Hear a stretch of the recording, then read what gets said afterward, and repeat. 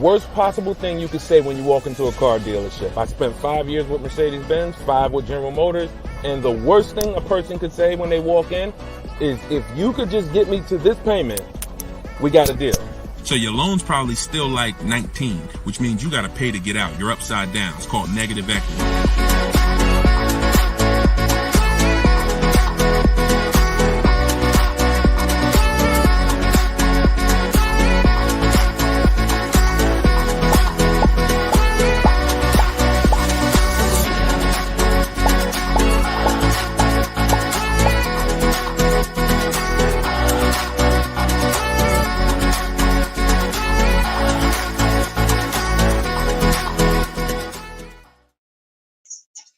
Welcome. Let me mute this because I got the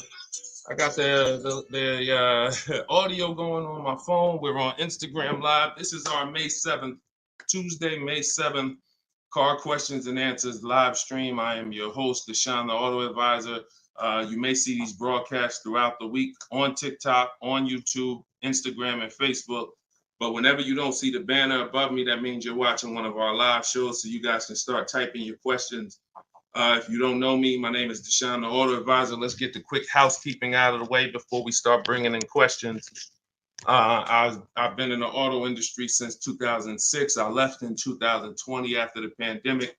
Since then, we've been focused on car shopping education, teaching you how to get the low market prices on your leases, your new cars, and your used cars by bidding and looking at multiple offers, making dealers and banks bid for your business versus how you've traditionally shopped. So that is what we do. I'm also the author of the pretty much 5-star rated digital book.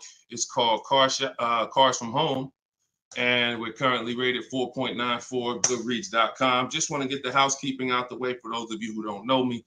For some of you who've been on the show before on the stream, welcome back. But for those of you who don't know me, this is my new digital book. It's called Cars from Home. You can get your copy for 75% off the normal price by going to my Instagram bio, the TikTok bio, or if you're on Facebook or Instagram, you can actually scan this QR code, Facebook or YouTube. You can scan the QR code, or you can go to deshonebook.com. We have a link in the comments for you.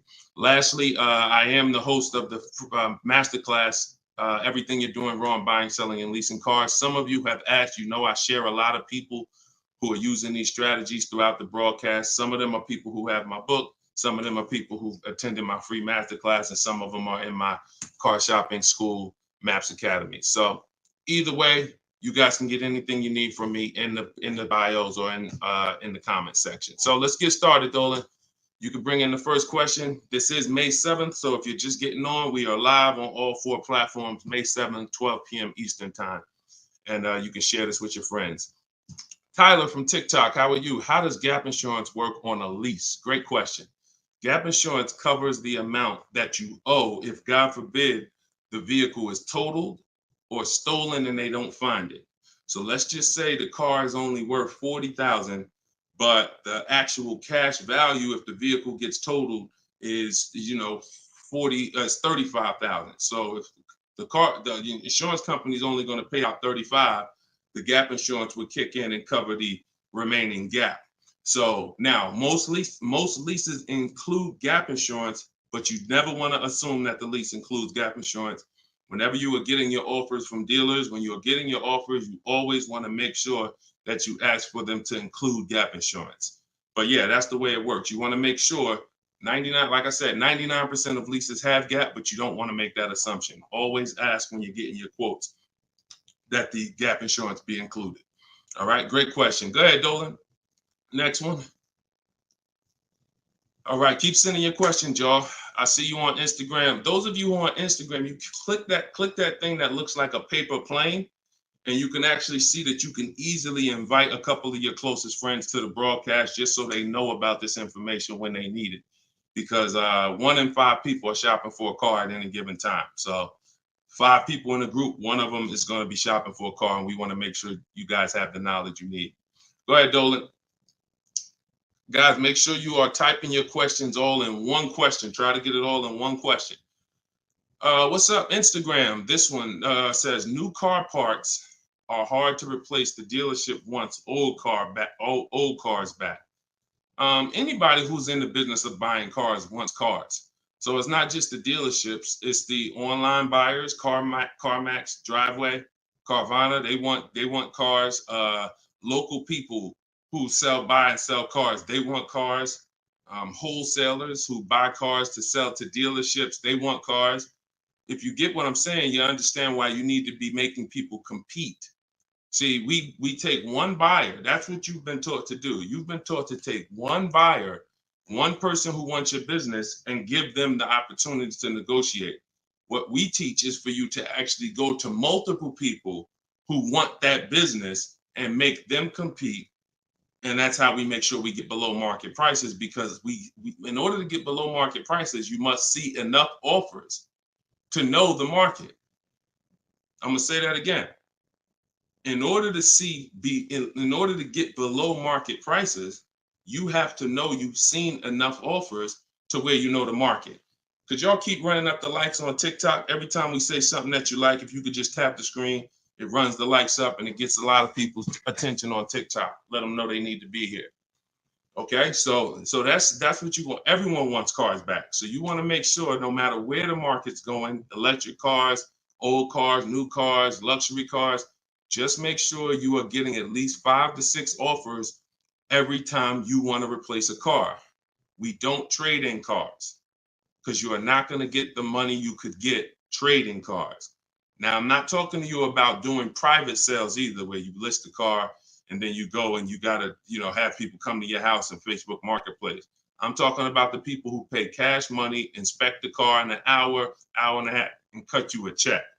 Those are the people we need to get 5 or 6 bids from, and that's what we teach. Those companies are very easy to find and very easy to work with. Okay, who's traded a car before? If you've ever traded a car before, type the letter T. All right, stay by your phone, y'all. This is live. This is May 7th. This is our 12 p.m. class, so stay by your phone. I want you to make sure we don't just talk here, we dialogue. All right, in order for you to get the most out of the show and for me to continue to do them, you want to make sure you as close to your keyboard so I know you're actually getting value out of the class, out of the stream, because you're communicating, engaging versus just listening. All right, I'll see you, Bell, on YouTube. Anybody who's traded a car before, type the letter T. If you've traded a car, this is important for you to know. It's almost impossible. I see you, Thomas, on Facebook. It's almost impossible, ML Headley, to get the most money for anything, not just a car, for any item on trade. So we don't trade. We don't trade. You're not going to get the most money, and you're not going to know that you got the best offer. You need to get 5 to 6 of these online offers, and that is how you replace your leases. And in the same way, look, you've left money on the table. Some of you know, I got to tell you the bad news first. Anybody who's traded a car since the internet and online car buyers have been invented, you've left money on the table. So I want you to stop. I'm suggesting you stop doing that right now if you really want to make $1,000, $2,000, $3,000 more every time you replace your cars. Okay? Go ahead, Dolan. Shoot the next one in. Jock from TikTok. How can I get rid of negative equity with a lease? First of all, let's talk about why do you have negative equity. This is improper deal structure. So if you went over your mileage, that means listen, you should not be taking a lease for 10,000 miles per year knowing you drive 15. Because frankly, to go from 10,000 a year to 15,000 a year is only about $40 for most cars.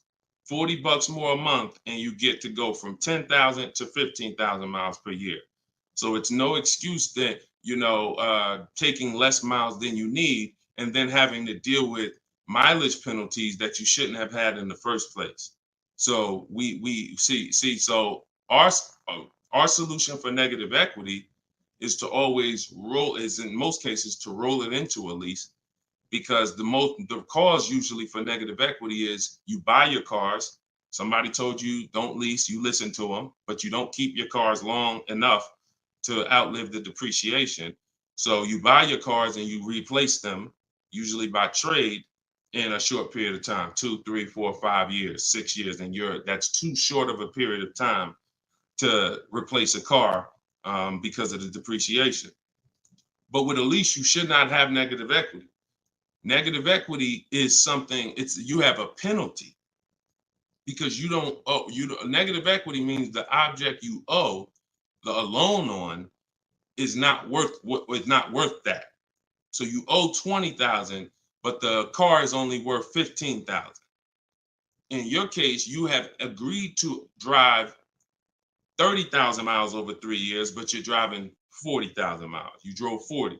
So you need to pay that penalty in order for you to go to the next car. Okay? It should have been in your lease to begin with because you pay less for it if it's in your lease. You pay probably 15 cents a mile, where on a penalty, you're going to pay 25 cents a mile in a lot of cases. So what you want to do is you want to consider this: staying in the car, waiting to the end of the lease, and if whatever your mileage penalty is, rolling it over to the next car. As far as work your deal out, this is what I would be doing. One, I would do an equity assessment. Before we even talk about this, you need to do an equity assessment.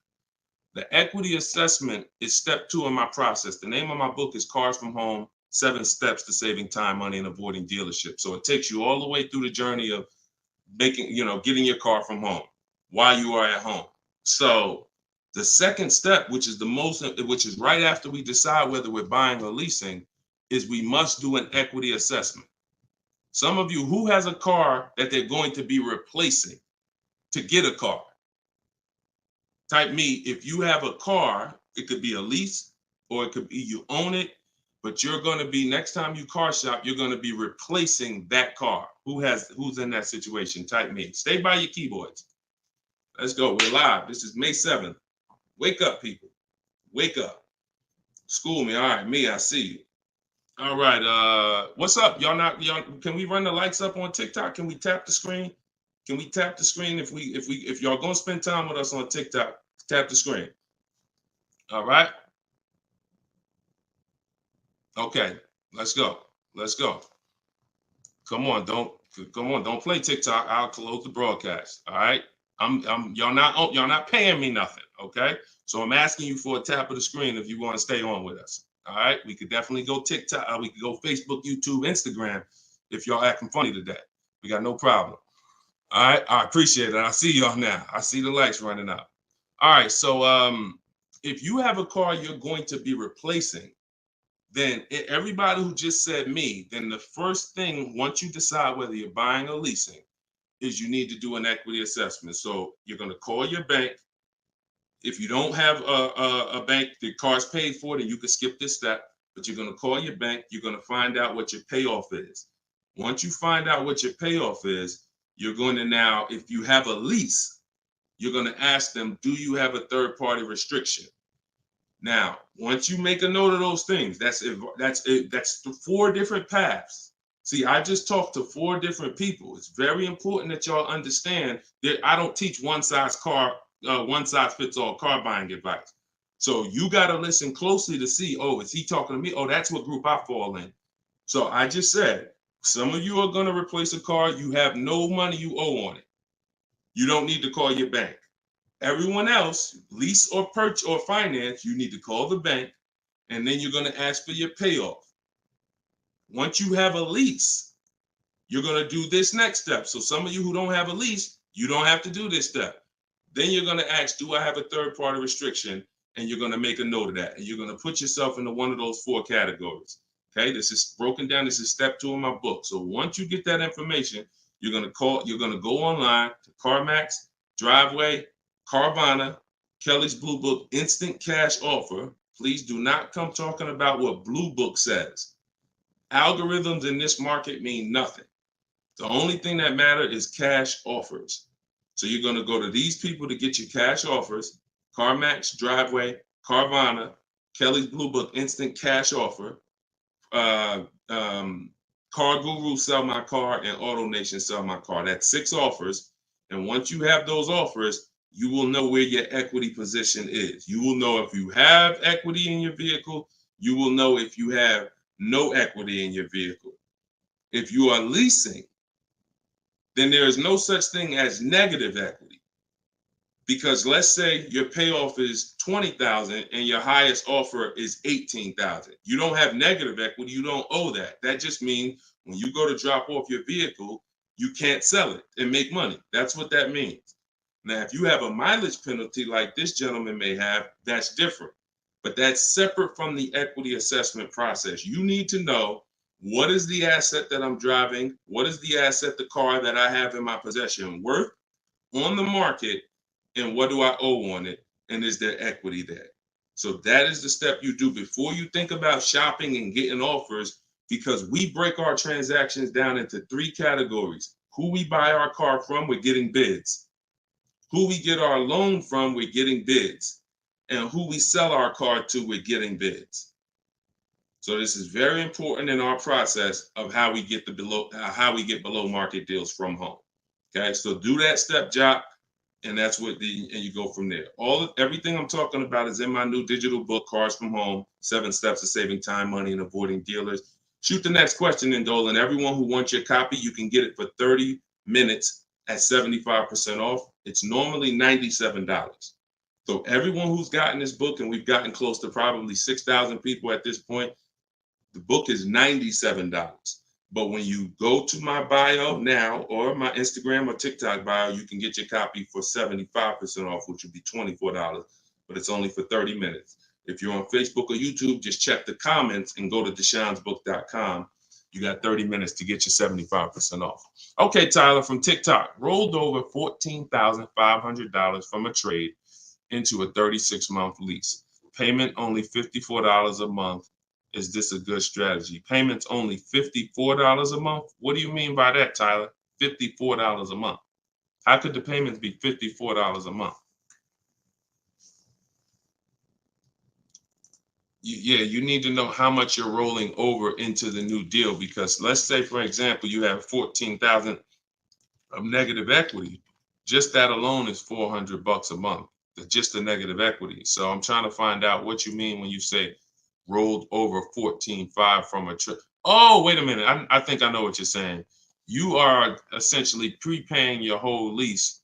What he's saying is he's taken all of the car that he is trading, which I just told you how much I'm not a fan of that. But he's now essentially doing a one-pay lease, or you're doing a huge down payment. So this is very important. You could be about to really lose your shirt right here. This could be extremely bad for you. You need to make sure you check what I'm about to say to you. If all of that money is being treated as a cap cost reduction, which is essentially a down payment on a lease, let's just say your payment would normally be, matter of fact, let's do this math real quick. And this is why having a consultant and having an advisor and getting education saves you thousands of dollars. Now, $14,500, you are talking about, if you put that into a payment form, your payment would be $400 a month higher, plus the interest on that, plus the taxes, plus the interest on that. So let's call it $430 plus this $54,000 this $54 a month. So let's say your payment would have been, without you trading, would have been like $485 a month. So if they're treating all of that as down payment, then here's what's happening. You're just prepaying the lease. So you have no protection. If that vehicle gets totaled, you are out $13,000. You won't be, anything you put into that vehicle, you're out. That money's gone if the vehicle's stolen or totaled. So what it makes more sense to do is to see if there's multiple security deposits that you could put. You need to get your offers, though, with no money out of pocket, because you can't look at one-pay leases and you can't look at multiple security deposits if you don't know what the original deal was without them. So if my payment is $500 a month, and then if I put multiple security deposits down, it lowers it to $450 a month, then that could be a good offer. If it lowers it $20 a month and I got to give them $6,000 to hold, then it doesn't make financial sense. That's not a good return on you holding $6,000. But I'm always comparing it. This is something we teach called advanced leasing strategies. This is not for everybody. So but you need to determine when you're doing a one-pay lease, all you're doing is giving them all of this money up front so they can lower the actual interest on the lease and see what the payment comes out to with the lower interest. So you have to get offers without down payments. This is why I'm saying when we shop, we never shop with down payments, whether we're buying cars or leasing them. We never shop with down payments because when you're putting all this money in, you can't assess the deal because you don't know how much of this being a low payment is because I put all this money down. You need to know you have a deal before you consider what monthly payments is going to be. If I'm getting a lease and I shop my offers and my lease deal is under 1%, or my best offer is under 1%, no more than 1.5, somewhere in between there, I know I have a good deal, regardless of how much I'm going to put down. So, and when it comes to purchasing, I need to know people worry about the payment. Some of you are worried about the payment. You don't care about what you're buying the car for, and you're worried about the wrong thing because you're thinking about the loan you're getting. You're not thinking about the car you're buying. Before you think about, hey, what's a good payment on this car? No, the better question is, who's the dealer that's going to sell me that car for the lowest price? Deshone, I want to get this BMW 4 Series. What's a good payment on that? No, you're going to get a BMW 4 Series. Who's the dealer that's going to sell you that BMW 4 Series for the lowest price? If 20 dealers, if say 10 dealers have that car, $60,000 car, some dealers are going to sell it for 65, some are going to sell it for 60, some are going to sell it for 57. You need to get these offers before you worry about what the payment's going to be. And that's a whole different philosophy. This is what I teach. So I'm never going to be in the business of not teaching you to understand the numbers because we make it simple. Whether you're using my book, whether you're paying attention on these live streams, when you are shopping multiple offers, you eliminate this. You cannot be a payment shopper because you'll just be throwing money at deals and thinking you got a deal, but you didn't get a deal. You just threw so much money at it that it lowered your payment to something that you felt good about. Doesn't mean you didn't overpay for the car.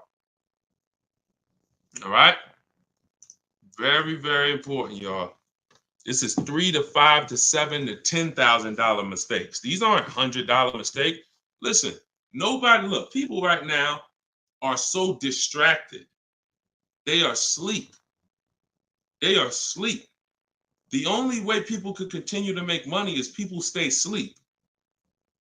It's not so when I tell you the conversation, you are taught to, when you're buying a house, get help. Make sure you have a plan. Work with the best people.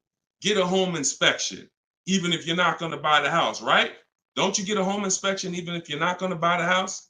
Don't you risk $400, $600, $800, even if you're not going to buy the house? Why? Because you want to protect yourself from making a $20,000 to $50,000 mistake. But with cars, this is the only thing that you think, oh, I could just do this on my own. Knowing that every time you buy a car, you have a little buyer's remorse. You hope you hope you didn't overpay. You hope you didn't. So lock in. The only way you are going to win and be like these people that I show on the show all the time, like you see just a ton of people that's paying ridiculous prices, below market prices. And I got more to show y'all. Like my next show, I got like 3-4 million people that hit me with their deals they got in the last 2 weeks that I haven't even pulled in yet. Like you're not going to get these prices until you take car buying as serious as you take buying a small house. Once you start doing that, then you'll start saving 5 and 10 and 15 grand on some of these cars. Until then, you're going to keep just moving the way they want you to move. Go ahead, Dolan.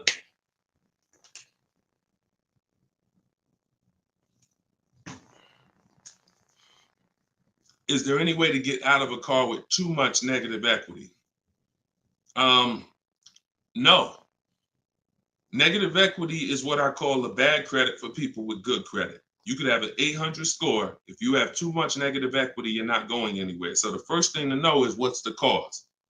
See, we could sit here and we can cure the problem, but until we know the cause, you're just going to go and you're going to repeat the problem. The cause is you're not leasing, but you're not keeping your cars 8 years.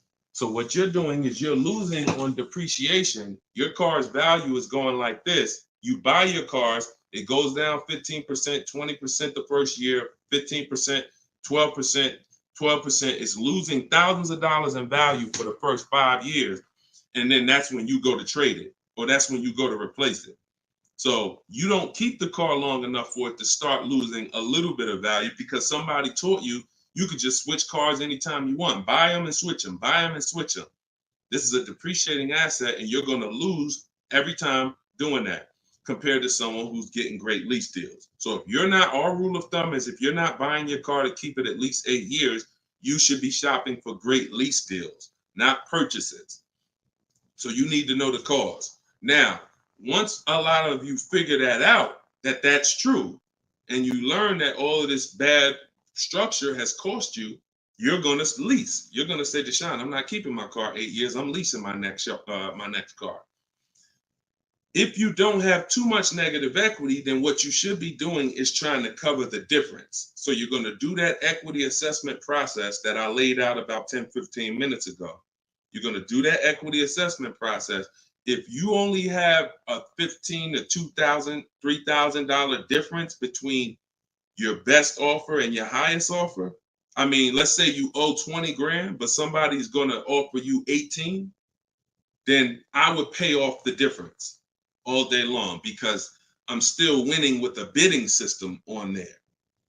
See, when you get bids, even when you have negative equity, that's still you're still getting the most money for the car you can get, which means your negative equity amount is going to be the lowest it can be. So you always want to explore if I could pay the difference between my highest online offer and my negative equity, that's the best. Because once you can't do that, now you eliminate the ability to be able to participate in a bid because you have to trade. This is the only time where we have to trade because you need somebody to finance that negative equity because you can't pay the difference. You don't have the cash to pay off the negative equity. See, if I know that I can cover my negative equity by selling the car to CarMax and I pay $2,000 and I'm out of it, that means now I can get bids for my replacement car, which is what we do. So I can get the lowest bid for the car I'm buying, the highest bid for the car I'm replacing, the lowest bid for my interest if I'm buying. Once I have to trade because I have too much negative equity, I can't do that. I can only get the bid for the car I'm buying, and then I have to ask that dealer to roll my negative equity into the car that I'm buying. And the problem with that is that dealer is not going to win a bid. So even though CarMax may have been offering you 18, that dealer may only be able to offer you 16. So what would have been $2,000 of negative equity is now $4,000 of negative equity. That's why paying the difference is always best if you want to maximize the deal and get below market deals. That's it. But if you have too much negative equity, you can't do that. Now, it's very important that you understand something regarding the car you're replacing your negative equity with, the next car you're going to buy. You can see Sean uses our bidding strategy. He's in our private group. For all of you who want to know about my private groups and you have to attend, there's people who ask me, who are these people? You must attend my masterclass in order to be eligible to be in our educational course. So this is but what it is my book in video form with coaching. So the 7 steps are the same. Those of you who are using the book to get to your goal, use the book. It's just different ways of learning. So anyway, you can see Sean here he got his bids and he found a car that had a $15,000 rebate. He didn't know that, a $15,500 rebate. So if Sean wanted to bring negative equity over to this vehicle, he's buying the car so low with all the rebates, he could bring over 5, 10, 20 grand of negative equity and he's still going to be able to do it. Because as long as you're getting a big discount, you actually can, the bank is not going to lend 25% more than like 25% more of the car's value. So you can't slap 10 grand of negative equity on a $30,000 car. And the bank is going to look and say, why would we lend $40,000 on a car that's worth 30? There's something called loan to value ratios. It's in all forms of lending, loan to value. So you have a cap based on the price of the car. There's only 25% or so more that the bank is going to lend. So if you're trying to do no money down deals, having too much negative equity prevents those. So this is why we need to get out of negative equity and stay out of it and start leasing. Stop buying your cars. The only time you actually switch from a purchase with negative equity, I own my car and then I'm switching to another car and it's a purchase, not a lease, is if you had like an emergency. You were going to keep the car 8-9 years, but you just had a bunch of kids and now you need a whole different car. It's a life, but if you're not keeping the next car 8+ years, you shouldn't be buying again. You're going to be back in negative equity every time. Okay? All right. Go ahead, Dolan. You can shoot the next question. TikTok, I see y'all. We are live. This is May 7th. This is our 12 p.m. Eastern time show. If y'all can, every couple minutes, if you could tap the screen, if you're enjoying the show, if you're enjoying the stream, keep running the likes up on TikTok.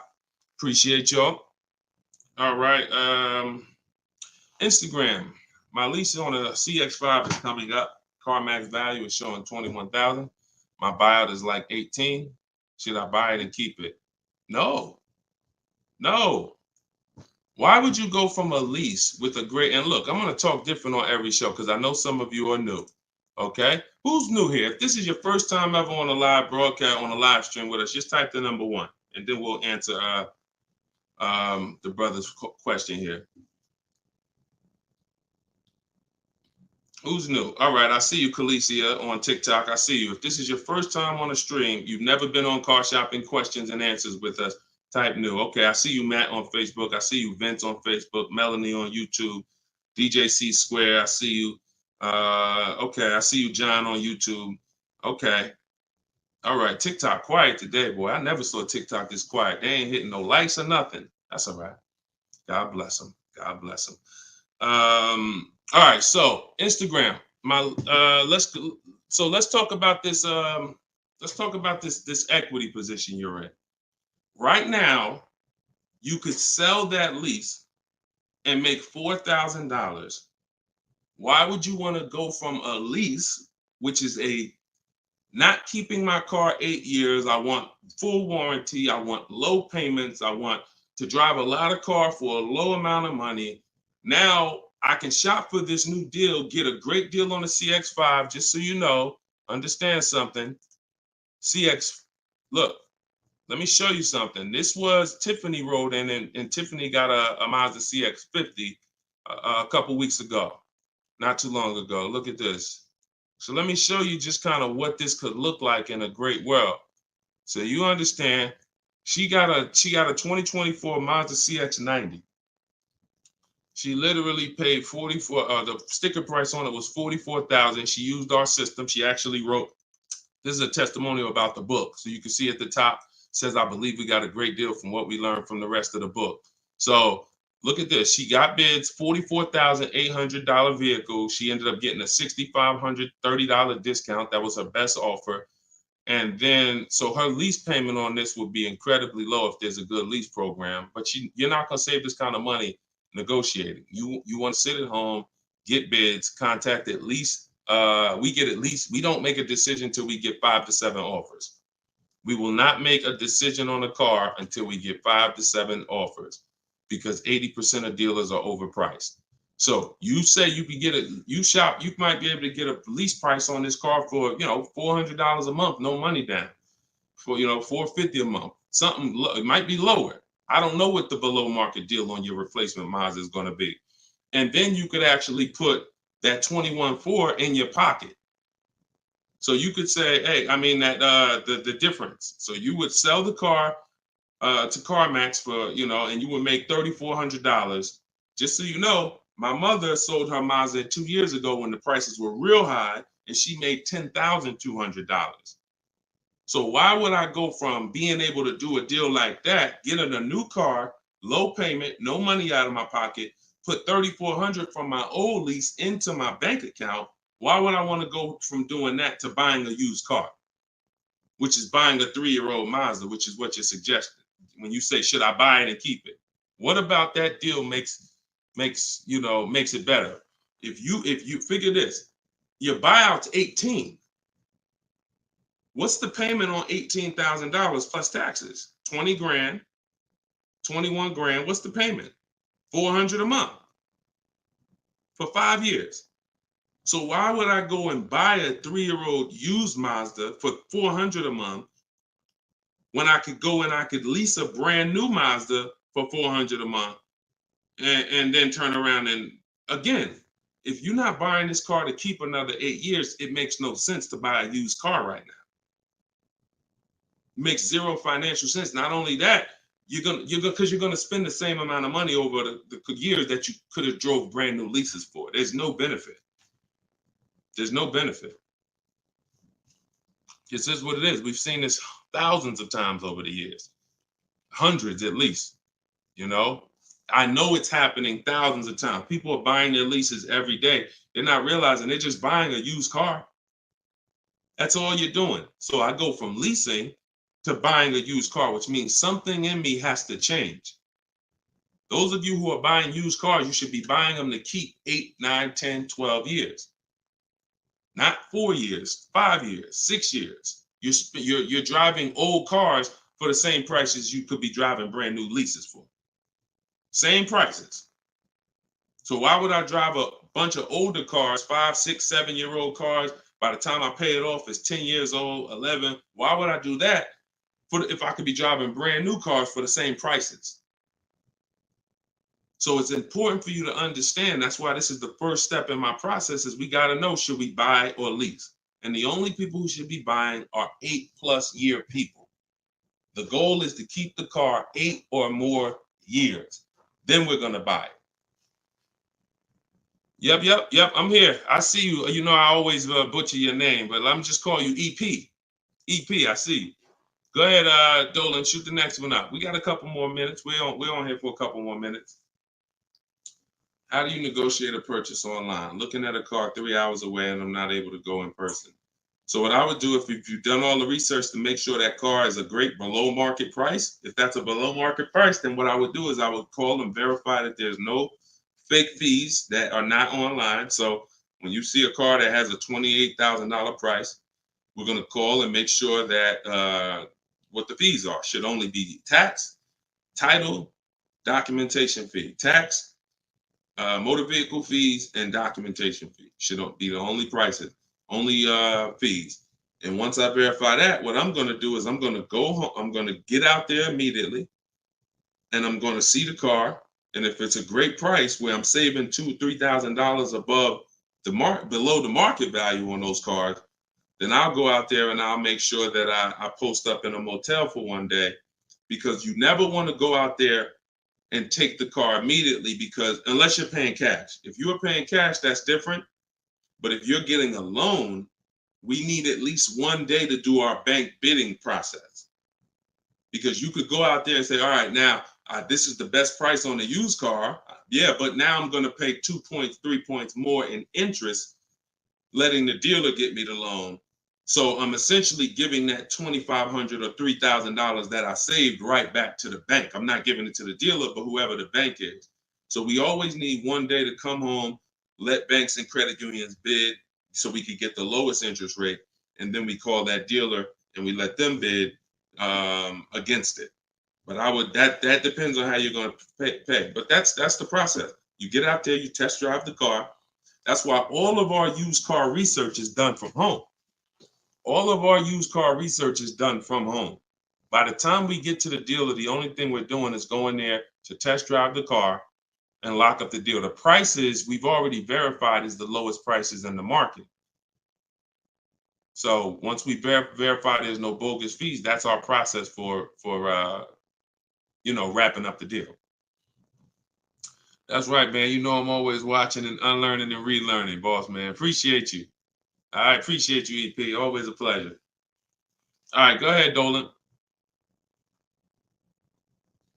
Yeah, some of you are looking for your used cars locally. There's no way you're getting the best prices. If some of you are looking for your used cars 25 miles, 50 miles, 100 miles, there's no way you are getting you're getting below market prices. That's just not enough inventory to look at for you to see, Oftentimes, it's literally a dealer that's an hour, 2 hours, 3 hours away who may not be in the city. They don't have the traffic that that person has, and oftentimes they'll have a below market deal because of their particular circumstance. So if you're just shopping 10, 25, 50 miles outside of your radius, that's just not enough of a radius to get the below market deals. My brother leases up, he's over miles. Equity assessment. That's it. I just went over that about 20 minutes ago. I can't go over it again because there's people who watch the stream and it's not fair to them, but we do have this stream on replay. If you go to YouTube or if you go to my Deshone the Auto Advisor Facebook page, and you can find the section that I did only on that. Okay, it's called the equity assessment. We had another person on here that's over miles. And, once you do that equity assessment, then you want to weigh that, compare that to what the mileage penalty is. Because some people, the mileage penalty is only going to be $750, $1,000, $1,500. You could have that rolled into your next lease offer. What you do is just negotiate your best lease offer and then say, hey, look, I need you to cut a check for, $1,500 to my old lease company. Now that's going to raise your payment. So if I got a below market deal, let's say, give you an example. Let me show you with a real life example. So, so Charles, let's say Charles, he gets his Hyundai Palisade, he gets it for $597 a month, but he has a mileage penalty of, $1,500 that he needs. This dealer who won his business, he needs them to pay that to his old lease. So they're going to cut a check for $1,500, but that payment, that $1,500 now goes into his new deal. So it's just like negative equity. It's going to raise your payment up, which is why we bid this out and we don't bring stuff over. We don't bring mileage penalties over until we have already found the dealer that we're going to buy our car from, because they've given us the biggest discount. But yeah, that's what you would do. And whatever the mileage penalty is, you're adding it to your next lease. So you're paying it either way is the point. You're not getting out of a mileage penalty. It's just all about and the only way you can get out of it is if you sell the car. So that is how you get out of it. Because when I sold my Jeep Grand Cherokee lease, I was over miles by probably, I think I had 42,000 miles on it, and I contracted for like 39. But that's because I extended the lease. And when I extended the lease, I was doing more driving, and I just said, I knew I had so much equity in the car, because again, that's when cars were worth literally $7,000 to $12,000 more all through the pandemic. 2020, 2021, 2022, we had people cashing out, making $8,000, $10,000, $12,000. Some of you might have saw some of our videos and used what we were teaching then. So once you do that, that's the only way you get out of a mileage penalty is you sell the vehicle, and then it's all whole. But if you're not doing that, that mileage penalty is going to be paid. It's just what I just told you is a way to get the deal done without having to pay the mileage penalty out of your pocket. You're rolling it into your next deal. All right, go ahead, Dolan. All right, y'all, this is our Tuesday 12 p.m. stream. We're on here for a few more minutes. Keep your questions coming. Try to get to as many as we can. Everything I'm teaching y'all, if you guys do not want to remember this, if you're like, Deshone, I want something where I can see step-by-step your plan, you want to go to deshonesbook.com. We got the banner on the screen. If you're watching us on TV, you can scan the QR code with your phone, and you can get my new book. It's a digital book called Cars from Home, 7 Steps to Saving Time, Money, and Avoiding Dealerships for 75% off. So you'll get it for $24. You won't pay the normal $97, but it's only for 30 minutes, okay? After 30 minutes, it's normal price. You guys that are on TikTok, you can get yours in my TikTok bio. There's a website there, as well as in Instagram, my Instagram bio. All right, get your 75% off if you don't want to get it, if you don't want to remember any of this. All right, so Guitar Jams, YouTube, what's the best price to negotiate over sticker price? For example, a car is a $26,000 sticker, but I'm only wanting to put $27,000 in cash. Is $1,000 difference enough to avoid all BS fees? See, that's a problem. See, let me show you how you're actually hurting yourself by doing this. You're not getting bids. You're not getting multiple offers. If you're looking at a new car like this, a $44,000 car, You go in and you assume what a good deal is going to be. We never assume what a good deal is going to be. We have to reveal what a good deal is by getting multiple offers from home. So we sit at home. In my way, we use the computer and we're going online and we're going to dealers' websites. I have scripts in my book. So all you're doing is copying, pasting my scripts to use this. Now, if you're doing it your way, you just want to make sure your goal, you could do it by phone. I don't care how you do it, but your goal is to get 5 offers. Because until you get 5 offers on these new cars and on these leases, you're not going to ever know what the best deal really is. Because 80% of dealers are overpriced. So when you look at something like this, if you said, okay, $44,820 car, like the one I got on the screen. If you went in there saying, well, I only want to pay $46,000 all in. Look at what she paid. She paid net $40,300. Look, this was her base price. She got $38,289. Her net price was $40,300. So if you would have went in here on this car saying, well, it's 44, look, I'll give you 46,000 all in. You would literally have overpaid more than Tiffany by $6,000. Let that sink in. You can't go in feeling for the bottom, brother. You will certainly get somebody will take a vacation on you.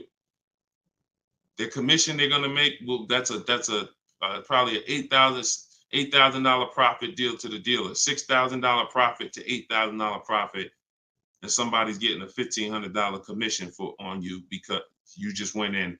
Oh, let me guess what I think a good price is going to be. Not knowing if there's any rebates on the car, not knowing anything about it. I'm just going to guess. Look, what if Sean would have went in? Look, what if Sean would have went in talking about, this truck is $73,000. I'm gonna offer them $73,000, but they gotta include all the tax, all the fees. I'll give you the asking price, but you gotta include all the tax and fees in. Look, he ended up getting with bids $57,000. He would have overpaid by $20,000, $15,000. And I'm sorry to tell you that some of you are doing it every day. You've done it on all your cars. You've overpaid, not using these strategies. And I want you to stop. You're free to do what you want to do. You want to stay in the old way. But the people that you see that are getting these deals, these people that are posting, listen, when you get a great deal, you post the deal. See, when you get a car, pay attention, yo. Pay attention to what I'm about to say. It's very important. When you actually have strategy to get great deals, you actually post the deal. This is our private group where we post our deals. Look, people are not just happy about the car. Look, Eddie, I ended up getting multiple offers, got a Toyota Camry hybrid. This was last year when these cars were literally on fire. Look, quote, getting quotes as high as 10 grand over sticker. Look, I got $2,086 under sticker. $10,000 over sticker was his highest quote for this Toyota Camry hybrid. There are people who paid that. There are people that paid 5 grand over sticker for the same car Eddie got. There are people who paid sticker. Thought they were getting the best deal. Man, I got mine for sticker. He got his $2,086. Some of you who might see this broadcast, you might have said, you might have the same car. Deshone, wow, man, I got that same car. I paid 4 grand over sticker to get mine. Yeah, Eddie at the same time, same year, paid $2,086. Sorry to tell you, but you overpaid by 4 or 5 grand. This is real. We're not sitting up here doing this talking about hundreds. There's nothing y'all hear me talk about in these streams that had hundreds of dollars. And frankly, unless you are rich, you can't afford to lose $2,000, $3,000, $4,000 every time you buy a car. You can't afford it. This is where you're losing. So what I would tell you, Guitar Jams, is do what I just said over the last 10 minutes. Get bids. If you want the system for doing it, that's in my book. If you want to do it your way, I don't care how you do it. Just get at least 5 to 7 offers so that you can see where the best offer truly is. 8 out of 10 dealers are overpriced, and you don't know how bad they're overpriced until you get all your offers. 10 grand overpriced, 5 grand overpriced. All right. Go ahead, Dolan. Shoot the next one in. Great question, though. Can you get a deal when you build your own car? Absolutely, Sherry, but you want to get those offers before you agree to buy something from anybody. So if I'm ordering a car, I'm getting 5 offers, 10 offers. I'm getting 5 to 7 offers, not 10 offers. See, in my book, I have a process called the 25 to 5, where we connect with 25 dealers online in 20 minutes. And our goal is to get 5 to 7 offers in 48 hours. So once that happens, we don't order a car until we verify the car doesn't exist in the market. See, because when you walk into a dealership or call 2 dealerships and they say, oh, we don't have that car, but we could order it for you. Now, what are you doing? You only talk to 2 dealers. What about in the 25 dealers that we talk to? What if 7 of them or 10 of them have that car? So you just talked to 2. Now they got you ordering a car. We don't order until we talk to these 25 dealers online and they tell us, hey, nobody has it, or it's only 2 out there, then we might order. But that car could be sitting right around the corner from you, or 30 minutes away from you. People could have 5 of them. An hour away from you, people got 3 more of them. But because you're just local, you think, oh, I need to order this. We don't order until all of those dealers tell us we don't have that car. And then when we send out our order request, we're getting quotes from all those dealers. So we're getting probably at least 10 offers. When we go to order, we're probably getting 10 offers because all of those dealers we've already been talking to. And any of them could order us a car. I had a young lady 2 years ago, no, last year, the new BMW came out, the new BMW X4M, and she got quotes. And to order, nobody wanted to give her below sticker price. Some were higher than sticker. The person who won the bid was giving her $3,000 below sticker. But the car had a bad lease program though, so she ended up not getting it. But $3,000 below sticker. If she was purchasing that car, that would have been a ridiculous deal. Brand new BMW, new body style, $3,000 below sticker. But that's bids. And we do that in 45, 60 minutes. Before you even get home from the grocery store, we already got the bids, and we're not putting in 60 to 90 minutes to get this done. So my process is not just money, it's time. I don't want to spend more than 60 minutes to get a car. And I could get any car, any price. All of these people that you're seeing, Danielle, Kimberly, Bonita, all these people right here, Charles, they could get that Zafrina, they could get these cars, they could get these same deals that y'all seeing, and they're probably 90 minutes. Some of them might be 60 minutes because it was their first time, second time, some of them. Second time you get it, you're probably 60 minutes because it's a repetitive process. Getting a car, getting these bids is so repetitive, you'll see. This is what I should have been doing years ago. I don't know why. So easy. All right, go ahead, Dola. Shoot the next one in. What's up, Sus? Ralph Morales. K. Michelle, I see you. That's not the K. Michelle, I know. What's up, John? I see you. Steps if the lease has a third-party restriction. So if the lease has a third-party restriction, we're going to get bids from whatever dealerships make the car. So if there's a Nissan and I have equity, if I have $2,000 or $3,000 or $4,000 in equity, then what I'm going to do is I'm going to call and I'm going to get bids from the local dealers, because a third-party restriction means that it doesn't mean you can't sell the car. It means you could only sell to a local dealer who makes the car. So we still get bids. We get 3 to 5 offers from used car managers.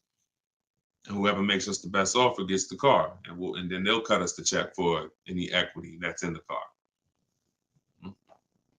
But we always need to get the offers online, because that's going to tell us if we should even be pursuing. If we don't have any equity, or it's at a break even online, there's no reason for us we don't have any equity in the car. We're just going to return the lease. But the process of doing this is to prevent what a lot of people have done. You dropped off your car 2020, 2021, 2022 at a dealership. If you dropped your old lease off and you didn't do an equity assessment, chances are you gave up a lot of money. And some of you are like, well, Deshone, I did that. I gave them back my old car, but then they gave me a great deal on a new one. You have no idea how much equity they used out of that car or how much they kept. It was, like I said, my mother had $10,200 in equity. She could have literally, they could have gave her, if we would have went into a dealer, they might have gave her 4,000 of the equity and kept 4,000 if we were lucky. So, doing an equity assessment before the lease in process is to prevent giving away any equity when we drop off our lease. All right, go ahead, Dolan.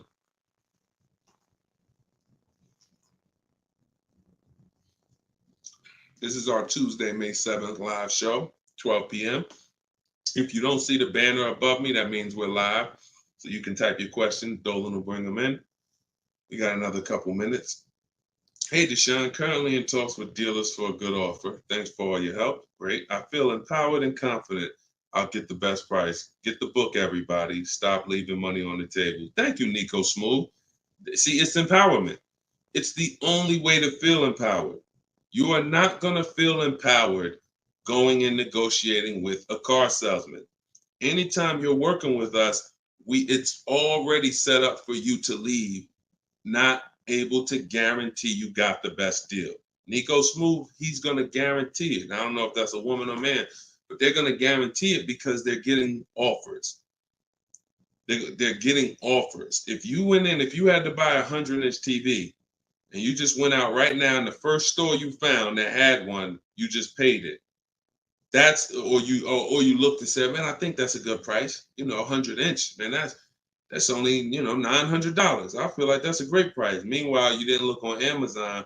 Amazon had a better brand for, $200, $300 less. Or Amazon had the same brand, or Walmart had a better brand for $300 less, or Best Buy. These are the same principles. It's impossible for you to go into a car dealership and get a good deal and you don't know the market. The market you only know through getting offers. Once you get the offers, you see what the best market prices are and you pick the lowest one. That's how you get the below market offer. So I'm glad, Nico. Enjoy, and definitely send us your success story. Just like Tiffany did, email me your success story when you get that offer and you close that deal out. Way to go. Go ahead, Dolan. What's up, Todd Billions? Do you need to check dealers in other states? I live in Florida. Depends. We will go with, all right, so some people will do my strategy is called the 25 to 5. We're connecting with 25 dealers online. Some people, they do it through offers. If the state is not too big, maybe their 25 dealers is all, if their state is really big, maybe the 25 dealers are all in the state. But some people, they might only have 12 dealers in their state, and so they're going cross state lines, and that's very common. That's very common. If you look at Sean posted in our group, and he said he ended up expanding his search to 150 miles outside his area to find this deal. He said, I'm going to another state to pick this up, which is something I never would have thought of before, or would have before he attended the class. So he attended my master class. All of you who want to attend my free master class, it's called Everything You're Doing Wrong, Buying, Selling, and Leasing Cars. You can go to my TikTok bio, and you can go to my Instagram bio. We have a comment in the comment section for you guys who are on Facebook or YouTube.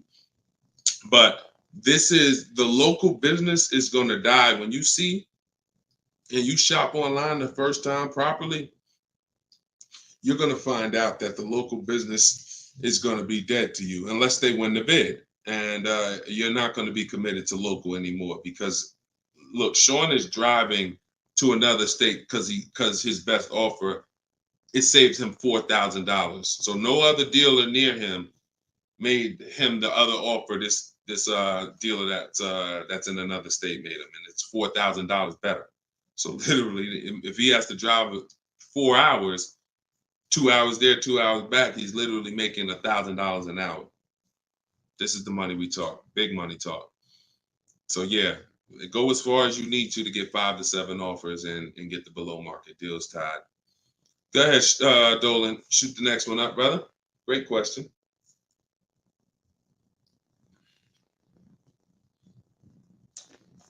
This is Charles Harris on YouTube. How are you? Hey, Deshone, why you don't have PayPal for a payment method? Um, that's a great question. We've used PayPal probably twice since we started our company in 2021. We just found that Stripe was a better company to work with for the business. We do have, I believe we have Klarna. So for those of you who are familiar with Klarna, they'll let you break up the payments interest free. For the book or any product we sell, we make Klarna available for the last year. But PayPal is just a little different to work with. We've enjoyed working with Stripe. So hope that helps. Go ahead, Dolan. Right, we just hit the hour mark. Got a couple more. We'll try to take a couple more before we wrap. Lenice from Instagram. By the way, everybody, if you just jumped on, this is our Tuesday, May 7th, rather, 12 p.m. live. So we are live. So feel free to ask your questions. If you don't see the banner above me, then that means we're live and you can type your questions. Is purchasing a car from Enterprise Car Sales a good idea? If in order for me, when we're shopping for used cars, like I have this used Infinity truck. We got it a year ago. It was 2020, so it was 3 years old. When we found that car, when I narrow it down to my top 3 to 5 used car options, they have the best title histories, the best service records, the best accident records. They're the best price in the market. They're below market. And then I verify what the brand new price was, because you can't know a car is great until you know the new car price. Because if a car was 50,000 and they're asking 30, that's different than a car that was 55,000 and they're asking 30. The $55,000 one has more value, has more equipment, more options, so it's a better value. So it's impossible to get a great deal on a used car without knowing what the original price was. So you might have picked a car that's, this one is 30,000, but again, the original price was 50. Meaning, while another one might be 31,000, it's $1,000 more, but the original price was 55 or 57. So you got to know what was in the new car price to be able to compare when we're getting. So if I narrowed it down and that Enterprise car was in that bunch, I'm not opposed to it as long as it has great service records, great accident history, great title records. But the title is going to show as a rental. So when I say great title history, you got frame damage, you got salvage titles, you got rebuilt titles, cars that have been totaled, rebuilt. You have different forms of title: personal lease, personal vehicle, corporate lease. These are all different categories of title. So if you get one that has a rental, then that price needs to be considerably less than the other cars on my list. That's the only way I would look at it. Great service records, great accident records, and then compared to the other cars in my bunch, it's got to be $2,000 less than them. 1,500, 2,000 less. So that's the only time I consider it. Go ahead, Dolan. Now, the way we shop for new cars and leases in my book, and the way I teach, is the 25 to 5 strategy. That's when we're connecting with 25 dealers online to get 5 offers, 5 to 7 offers, 25 to 5. When we shop for used cars, we're using my multiple marketplace strategy. So we're going on every marketplace that has used cars, 8 of them: CarMax, Carvana, Driveway, eBay Motors, Car Gurus, Cars.com, Carfax.com, Autotrader.com. We're going on all 8 marketplaces because these marketplaces have different prices, different inventory, and that's how we shop it, and we narrow it down from there.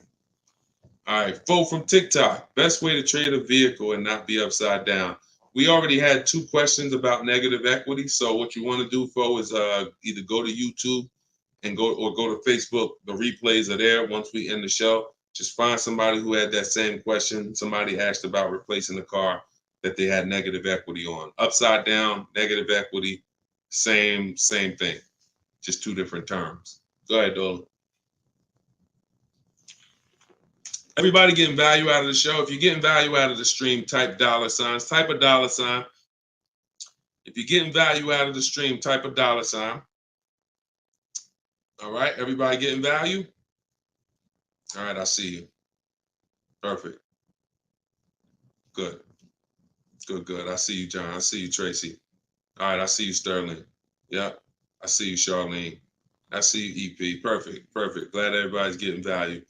Charlene said, thanks for the education. I just finished the first read of your book. Now I will start the process to buy a new car following the 7 steps. Congratulations, Charlene.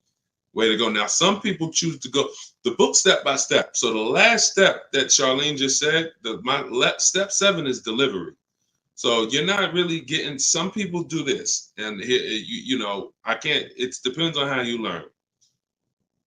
The book is set up in a way where everything I teach is set up in a way when y'all hear 7 steps, it's set up where if we talked on the phone, I would be saying, do this first, call me back. Do this second, call me back. Do this third. And then by the time we get to step 7, we're setting up for delivery or the pickup of the car.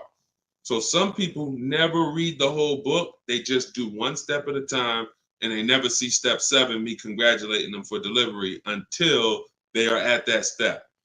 Some people read the book straight through and then come back and do the steps. So whichever way you decide is up to you. The quickest way to your car, the quickest way is to just do 1 step at a time and then not read forward until you get to that step. But everyone learns different, and everybody, that's just if you want the quickest way, you want to get a car in literally 48 hours, don't read the whole book. Read 1 action step at a time, cross it off the list, and get it done.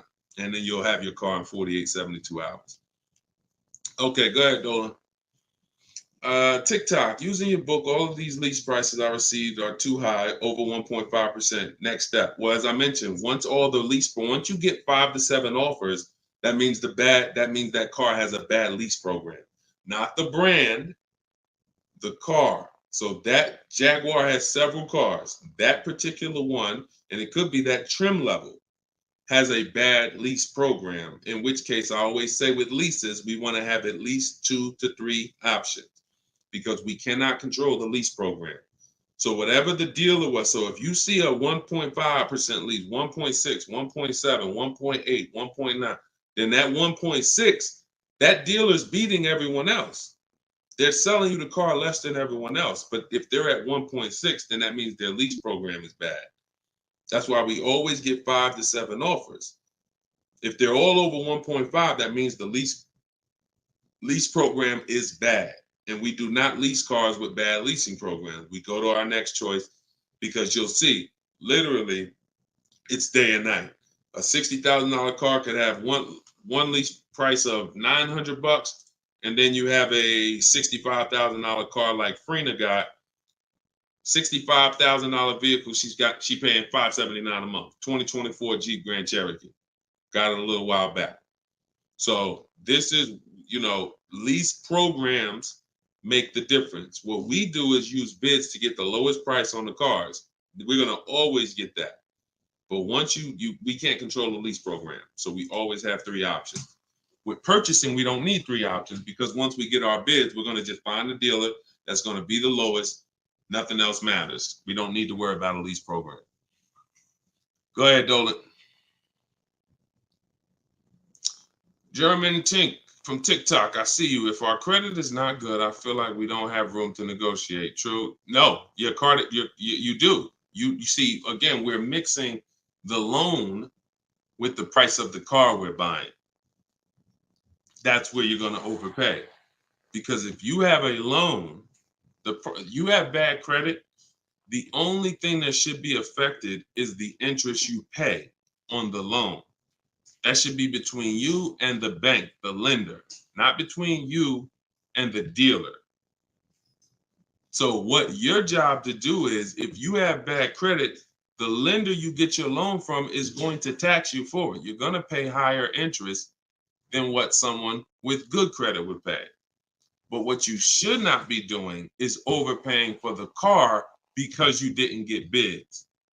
So you can get bids for your car, and then you can use a company that gets deals done, that gets people loans, even with bad credit. And you know, I use Limbuzz. I recommend Limbuzz. I don't use them. I recommend them. So you could either, pay a high interest rate and get a great price on the car, or you could do what most people do: get a bad price on the car and pay a high interest rate because they're going and they're shopping desperately. So in my process, we would get with Limbuzz, get our pre-approval with Limbuzz, and then we would go and we would shop and get bids to make sure we're finding the lowest price on the car.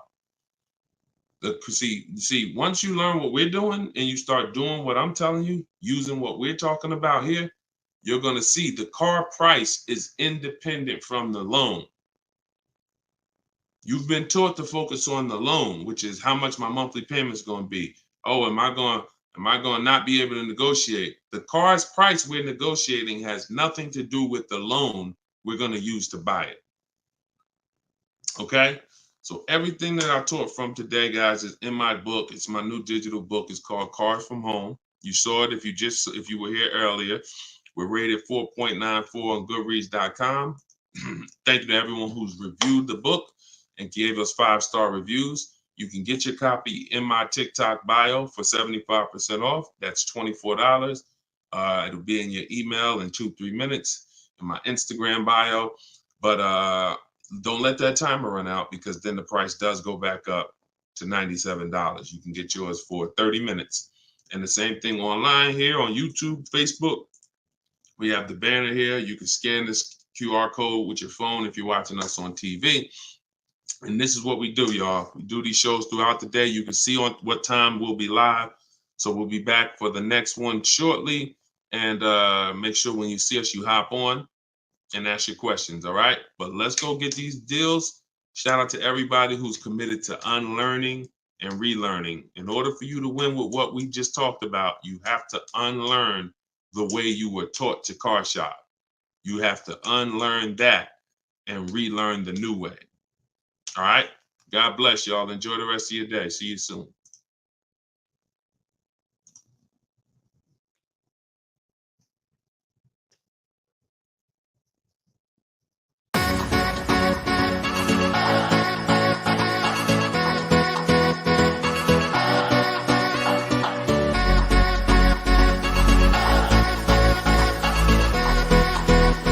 The worst possible thing you could say when you walk into a car dealership. I spent 5 years with Mercedes-Benz, 5 with General Motors, and the worst thing a person could say when they walk in is, if you could just get me to this payment, we got a deal.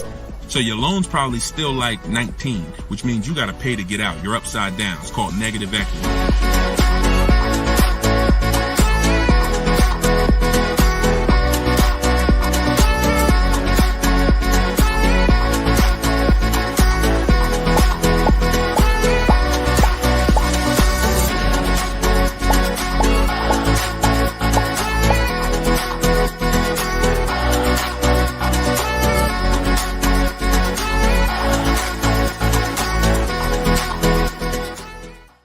In the next 12 months, if you are car shopping now, or in the next 12 months, I want you to type a 1 in the chat as you come in. My name is Deshone the Auto Advisor. I do these live streams throughout the week to answer questions when it comes to car buying the new way. We've been doing this, helping people really since 2021 through education. And so we teach an entirely new way to car shop. A way that has worked for thousands of people before you. And I do these live streams so that you can ask your car shopping questions, and we can try to get you the answers that you need to help you get below market prices, which is the only thing we settle for. So thank you to the people who are tapping the screen on TikTok, running up the likes. I appreciate it. We have Dolan moderating in the back, so you guys can start typing your questions. Everything I'll be talking about is out of my new digital book. It's called Cars from Home, 7 Steps to Saving Time, Money, and Avoiding Dealerships. Thank you to all who have reviewed the book on Goodreads, putting the review page up now. Thank you for helping us have pretty much a 5-star rating And everyone, as you're watching this, you can get your copy. If you like what you're hearing, if you like this new way that you're going to hear on these streams of how to car shop, you can get your copy of my digital book for 75% off in my TikTok bio, my Instagram bio, or we have a banner up for you guys. Or you can go to deshonsbook.com. So no matter where you're at, that's your special offer. All right. So Dolan, you can bring the first question in. I see you, Paper Chaser. Welcome to the broadcast. I see you, Benjamin, on TikTok. I see you. First time people. Welcome to all the first time people. If you your first time here, type of 1. Mario Soto, I see you on YouTube. Welcome. This is Chris on Facebook. Hey, Deshone, are dealerships willing to order a car for you if they don't have a car with the options you want? Everyone is usually willing to order a car because every dealer can order. But you want to make sure whenever you're getting an order quote, you're getting at least 5 offers. 80% of dealers are overpriced. So you want to make sure you're always getting on a brand new car 5 offers. And then you'll see how different they are. I had somebody who, I think we're on episode 17. This is episode 17 of Car Shopping Questions and Answers. So on last episode, I spoke about a young lady who ordered a BMW when it first came out last year, the new body style new body style X4. And through bids, she saw multiple offers. Most dealers were charging her $2,000 over sticker price. But once she got her 5 offers, at least 5, she probably got set 5 to 7. Her best offer was $3,000 below sticker. So I always say when you're shopping the right way, it should be a $3,000 to $5,000 to sometimes $7,000 difference between your best offer, which is the below market offer, and your highest offer, which is, the highest of all the other offers. So that's when you know you're shopping correctly. So make sure when you're ordering, you're following that model so you can make sure you're getting your best price.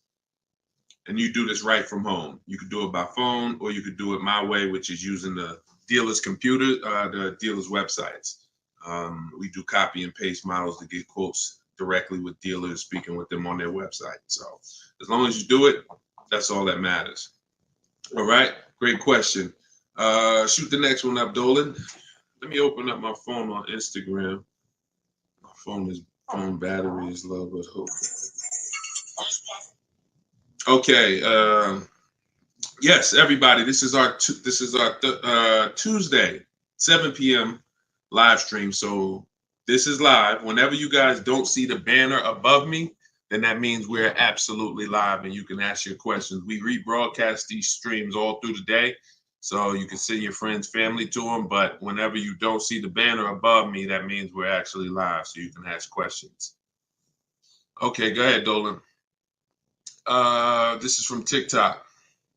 I need a new truck. Any advice? Or the first thing, all right, I'm getting ready to tell you the first thing you think about when you are in your position. And this is the first thing that all of you should have thought about. If you haven't thought about this yet, you've already skipped something that is very important. The first step in my process is always to ask ourselves the most important question. Does anybody know? I know we may have a lot of new people on here, but does anybody know what the most important question is? It's probably going to take you too long to type it. So I just want to see if anybody knows what the most important question is. I'll give you guys maybe 5 to 8 seconds to chime in some answers.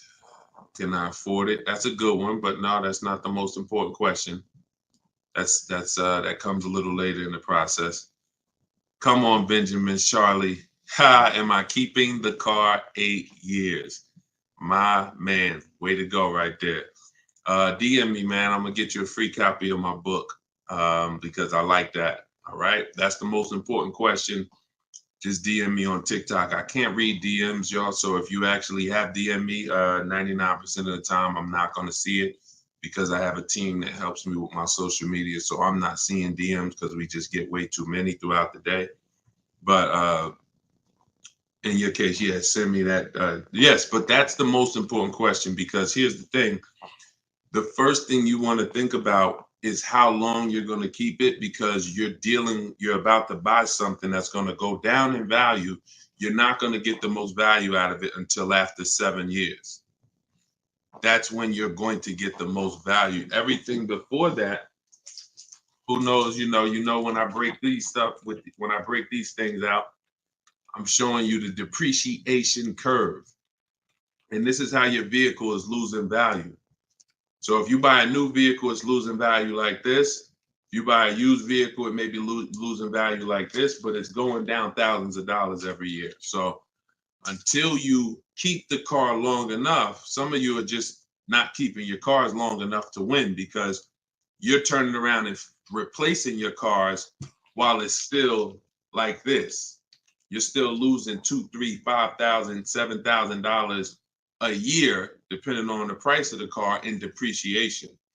Now, when you keep your car long term, you're going to beat depreciation, because eventually your car starts to, like, who has a car outside right now that's at least 8 years old? Who has a car outside right now that's at least 8 years old? Type how many years old the car is. I just want to demonstrate something, because if you skip over this, you're not going to be able to get a good deal. You can forget it. I'm telling you right now, I call this the most important question. If you get this wrong, forget about getting a good deal. It's impossible. And I'm going to explain why. This is not, if some of you are new here, I don't need to hype anything up. I love math. So I make math simple. You might not love math. I love math. And I know that when it comes to cars and buying versus leasing, it's a numbers thing. It's a math thing. And I'm telling you that if you're not going to keep your car long enough for the depreciation to level out, like you can see Chris here on Facebook, he has a car 10 years. Carlos, 10 years. Tyranny on YouTube, 10 years. Okay. Yep, I see you. Kura Cindy on Instagram, 14 years. Jeff Walkus, YouTube, 15 years. Now pay very close attention to this. You'll notice that the way the amount your car is worth today, it's going to be worth almost the same thing next year. It's going to be worth almost the same thing next year. If your car right now is worth, if it's 9 years old and it's worth $8,000, a year from now it's probably going to be worth $7,600. That's when you have beat depreciation. Tap the screen on TikTok if that makes sense. See, if your car is only losing, some of you see these answers, until you are actually keeping your car long enough. It's not about when you pay off the car. A lot of people think that that's the car's paid off. It doesn't matter. The value of the car is going down. This is why I call this the unseen expense. Depreciation is the unseen expense. And so how do we beat it?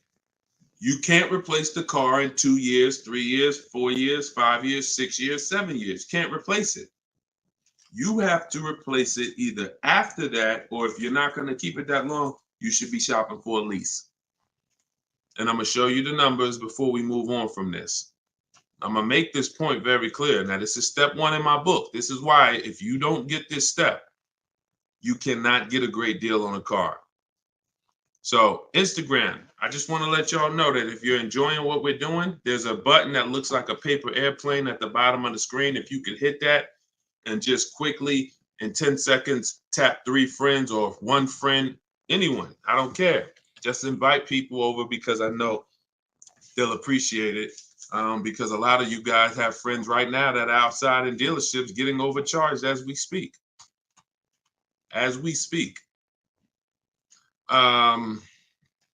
So when you look at long term, here's what you need to see. Look at this.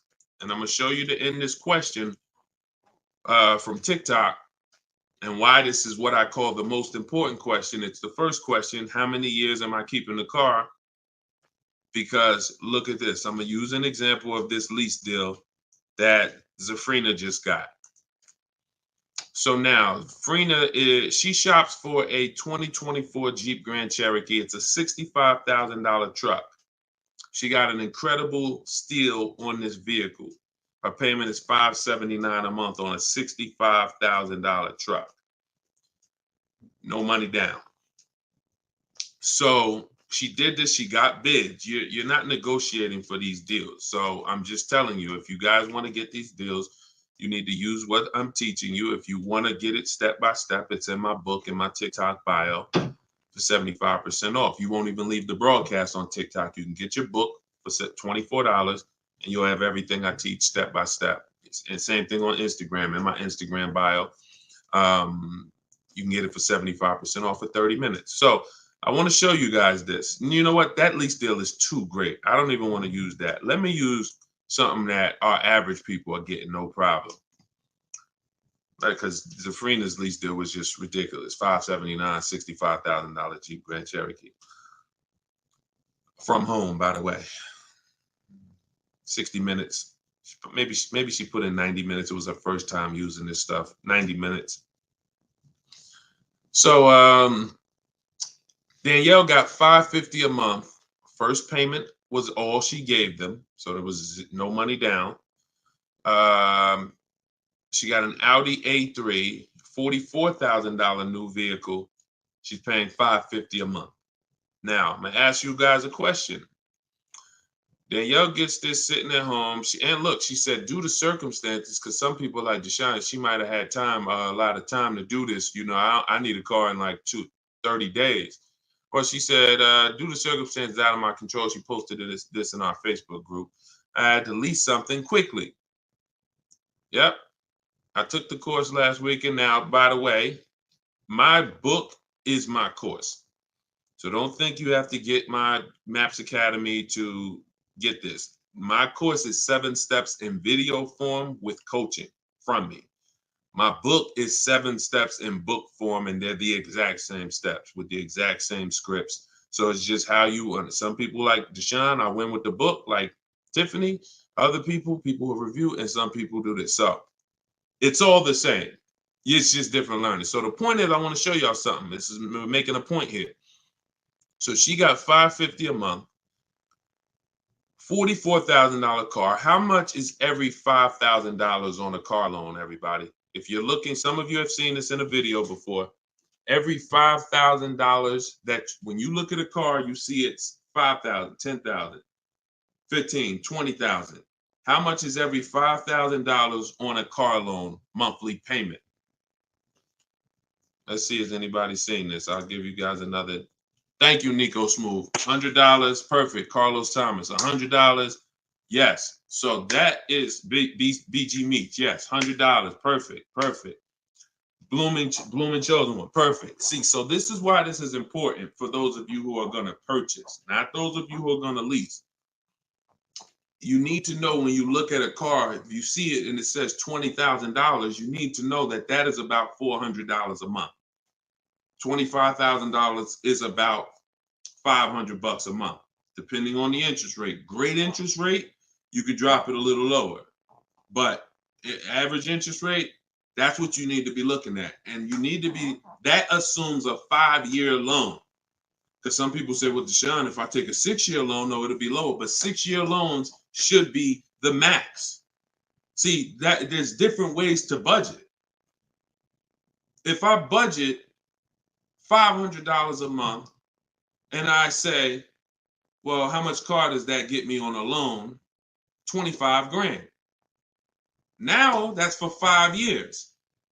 So if I go find a car for 25 for $500 a month for 5 years, I did better than if I got a car for $500 a month for 6 years. So there's different ways to raise your budget. I have something in my book called The Perfect Budget. I created a calculator. It walks you through what I just said. See, what I just said is very important. Knowing how much you can spend if you get a 5-year loan, and then saying, all right, if necessary, I'll go with a 6-year loan and bump myself up, but I'm still below my max budget. But I'm not going $500 a month for 6 years. Can y'all tap the screen and run the likes up on TikTok? Keep running them up if y'all getting value out of what we're doing. So we're still making a very good point here, okay? I'm spending really most of this stream going deep on the first question. And I've never done this before, so we'll see if it works. If somebody said I have a new truck, new advice, any advice? So I went right into the most important question, which is leasing versus buying. How many years am I going to keep the car? And I'm now showing you why you cannot get a great deal on a car if you buy when you should have leased. So let's wrap this up. So we can see here, Danielle got $550 a month on an Audi, no money down. Now let's take the same vehicle and let's pretend she purchased it. She didn't know about leasing versus buying. She just listened to a bunch of people, bad advice, who say never lease a car. So she goes in, she's looking for the same Audi Q3, A3. It's her dream car. So, I've been wanting this for a while. So excited. So how much is this going to be? I'd like to do no money down. Okay. Well, $44,000 car. Forget the taxes. Forget everything. Let's just say, forget that. Let's say they throw that in. We'll pay the tax and everything. Let's say she just finances $45,000. What's her payment? $900. Some of you who are in the math, you would like Deshone, yeah, $900. So she drives out of there. She drives out of there paying $900 for the same car Danielle's paying $550 a month for. Now watch this. Let's just say, now I'm going to show you because I know what you're thinking. Deshone, please send my free book. Okay, I got you. DM me though. I want to stay on topic here. All right, so let's just say some of you are like, well, Deshone, I got a great deal on my last car. I wouldn't pay the same price that Danielle could pay for. Let's say, what's an unbelievable deal on this $44,000 brand new Audi? How much discount? I'm gonna let y'all decide. I'm gonna show you why there is no way for you to get a great deal when you purchase when you should have leased. We're gonna kill this. Some of you are gonna be set free right now. So let's just say, what's a great price? $44,000 brand new Audi Q4 A3. What's just a ridiculous discount? How much off?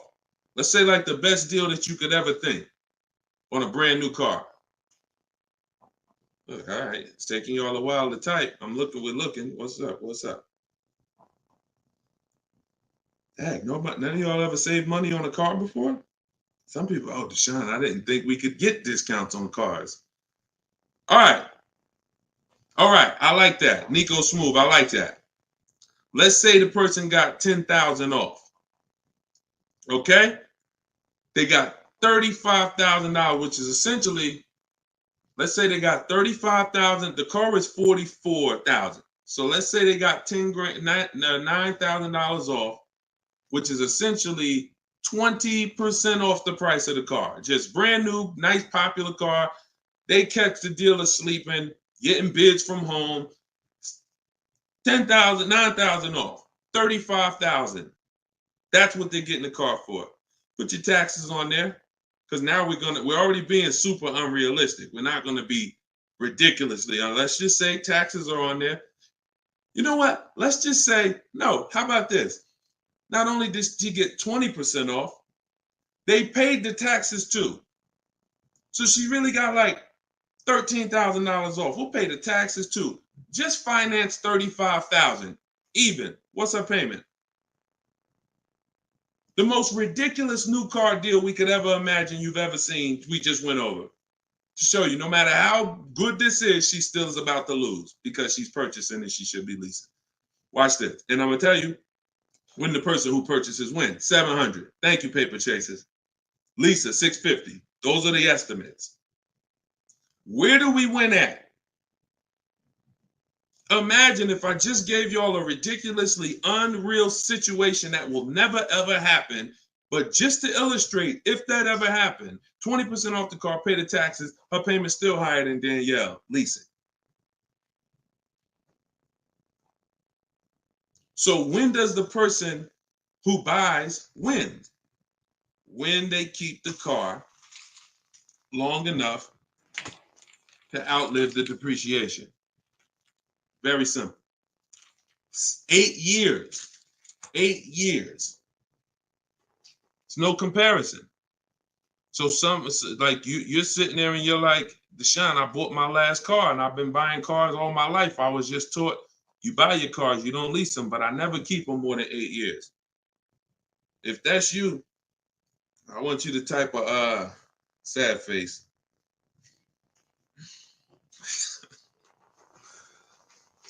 You've lost a lot of money. So what would you rather? Would you rather never hear about this, really go all your life listening to bad advice? And we might wrap this because we still got time. Before we even go back into more questions, we actually may go a little, because some of you are like, Deshone, well, what if you buy a new car, a used car? Because you just compared that to a new car. All right. So let's just go back one more time. Let's pull up Danielle's because we're on that scenario. So we already said Danielle drove out with a $550 a month lease, paid her first month's payment. Best impossible deal that'll never happen, unrealistic, made up, make-believe deal we just ran was still a higher monthly payment. So imagine with somebody who just goes in regular negotiations, maybe gets $2,000 off the list price. They're leaving paying it's people right now paying $800 a month for this car, $700 a month, easy, no money down. If they didn't put money down, some people tell you, oh, well, I'm paying I got an Audi and I'm paying only $6,000 for it. They never tell you that they put 10 grand down. They never tell you that they put 10 grand down. They forget about that, because the day they give the dealer 10 grand, they want to forget about it. So they're definitely not going to bring it up in the story. No money down deals. This is what you're doing most times when you're leasing. So let's go back. Let's say somebody decides they're going to get a good price on a used one. Let's just throw this scenario in here real quick to end this. Instead of a $44,000 brand new one, they find one for like 28.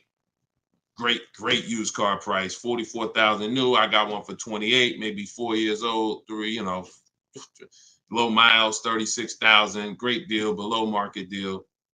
Get it for 28. 28. Throw my taxes and fees on there. I'm at 32, 31. What's my payment? 31, 600. Look what I'm buying too, because some of you, that's what you think about with a used car. But I like the monthly payments.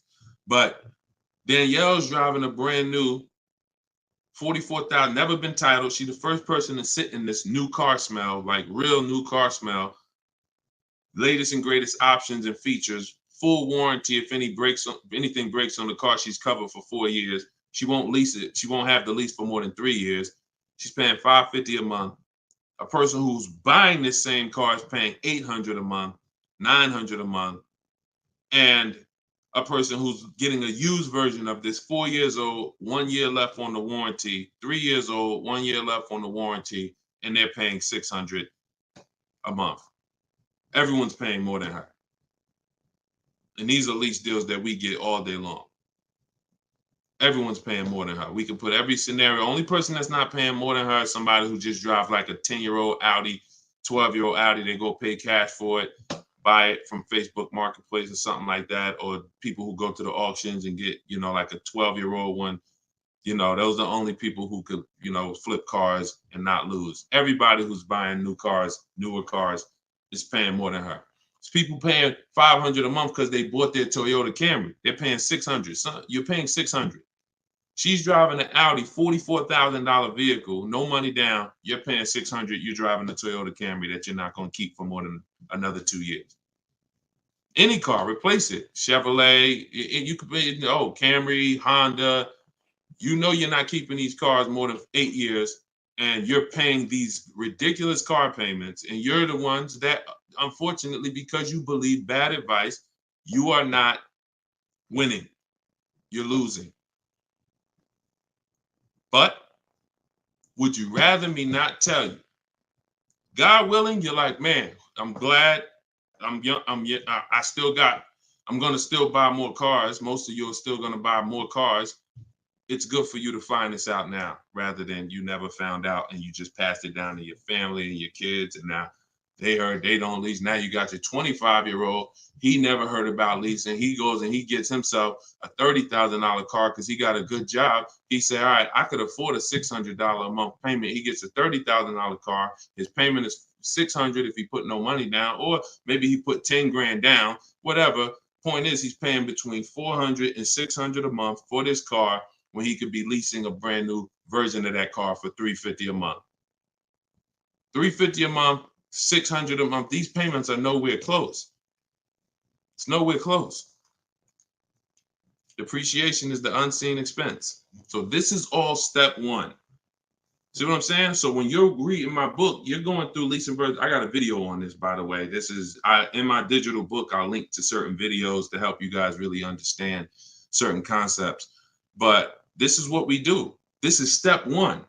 Leasing versus buying is step one, because I know who was taught, be honest, never lease a car. Type me if you were taught never lease a car.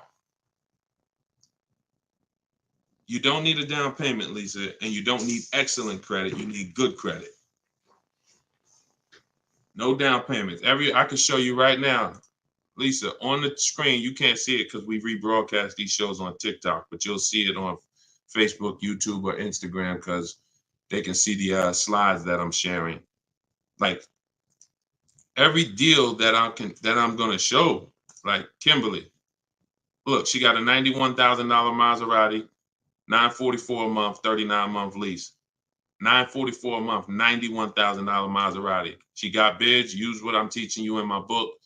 She got bids. 7 competitive quotes ranging from 1% to 1.8%. That's a crazy, but she saved 20 grand on a brand new Maserati. No money down lease. Bonita, this was in the middle of the pandemic. When people were, the Kia Telluride was one of, if not the most popular SUV all through the pandemic. People were paying $800 a month, $900 a month, $1,000 a month for these Kia Tellurides. She leased one in December 2022, and she got it for $600 a month, and she gave them $600. That's all she gave them. So, ask questions. It's better to ask questions about things that you may not understand versus making statements. Because when you make statements, sometimes it can mean you're not in a full posture of learning. But I do get that you're dropping. Many of you are this is a game changer for you. This is a game changer. This is a money changer for you. I mean, my goodness, my brother who I met recently over the last year, he's a neighbor of mine, and he's become a close friend. And he had a Kia Telluride, black one, just like her. Totaled it. His wife was in an accident maybe about a month ago and totaled it. And he called me and he said he had saw the 8-year rule. And he said, I'm not keeping these cars 8 years. I'm going to lease this one. He leased a Kia Telluride, and his best offer on the same vehicle he owned was under $500 a month, no money down. It was like $479, $489. He was just paying, remember, this was a $45,000 Kia Telluride he had. His payment on that car was probably $800-900 a month. So that's his wife totaling that car ended up being a blessing. Got him out of that car. He got the lease. He got the same car, brand new one, and he's paying $300 a month less because he has correct deal structure now. This is so important.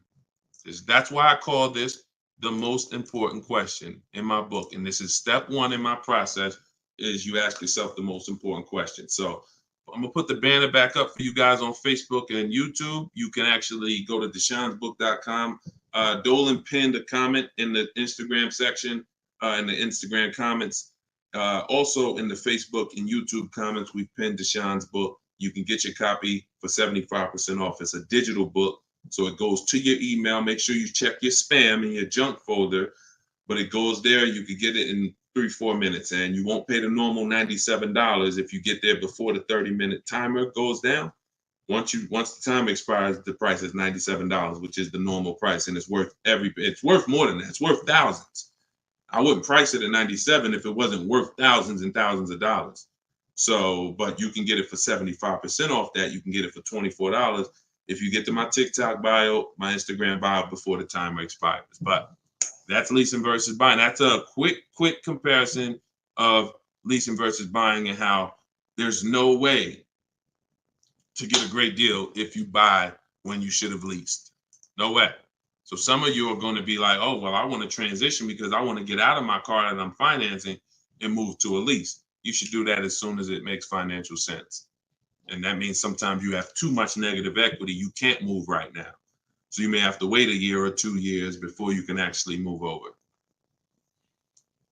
I like that question M asked on YouTube just now. Do you value owning cars without payments? Can you throw that one up, M? Can you throw that one up, Dolan? Who was taught always pay cash for cars? Who was taught? Type a $sign if you've heard or you were taught that you should always pay cash for cars. Now, I'm going to tell you, in a market like now, it's great to, all right, I see RJ Velez. Now, there's value in paying cash, and I'm going to tell you where it is, and you got to just, there's no one size fits all. See, the problem, what's been hurting you guys is because you've listened to one size fits all car buying advice.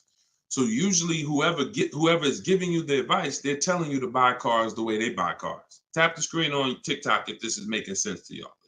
If y'all are following this, keep tapping the screen, running the lights up. Let me know that you're following what we're talking about. So here's what's important. If you're listening to someone who tells you pay cash for cars, buy used cars, that's because they do that. Now, if it makes sense for them, then that's great. But we need to look at paying cash. When does it make financial sense? When does it not? It's based on a couple things. First of all, what are you doing with your money? Because some people say, I don't like car payments. Type me if you don't like car payments. Who said, type that, Deshone, I want to pay cash because I don't like car payments. Can we type that? Can we dialogue on this? Car payments. Anybody? Okay.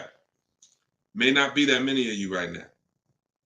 There are people who say this, but you don't realize that car payments, when you pay cash, all you're doing is saving up a lot of car payments. So that's all it is, unless you just win the lottery. If you get a lump sum inheritance, that's different. But if you have saved up $15,000, $20,000, $18,000, and you want to pay cash $25,000, then all you did was save up a lot of car payments, okay? Or save what could have been car payments. You can put them in a savings account and just have the car payment come out. So you can literally say, all right, I'm going to put this cash, $25,000 in a savings account, and that's where my car payment is going to come out of, so I don't spend that.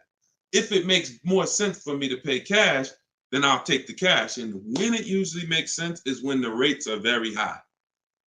If you can't get a rate that makes really, good financial sense, and I mean like we get bids for our rates. We make banks bid, we make credit unions bid, we get multiple offers in what I call the bank bidding war. You get this when you get my book too. This is actually a section I wrote. It's like, maybe it's 3 steps to it of how to get the bank bidding war. But once you get those bids, if you can't get a good rate, then it really doesn't make sense for you to pay cash. I mean, it doesn't make sense for you to borrow the money when you can pay cash for it.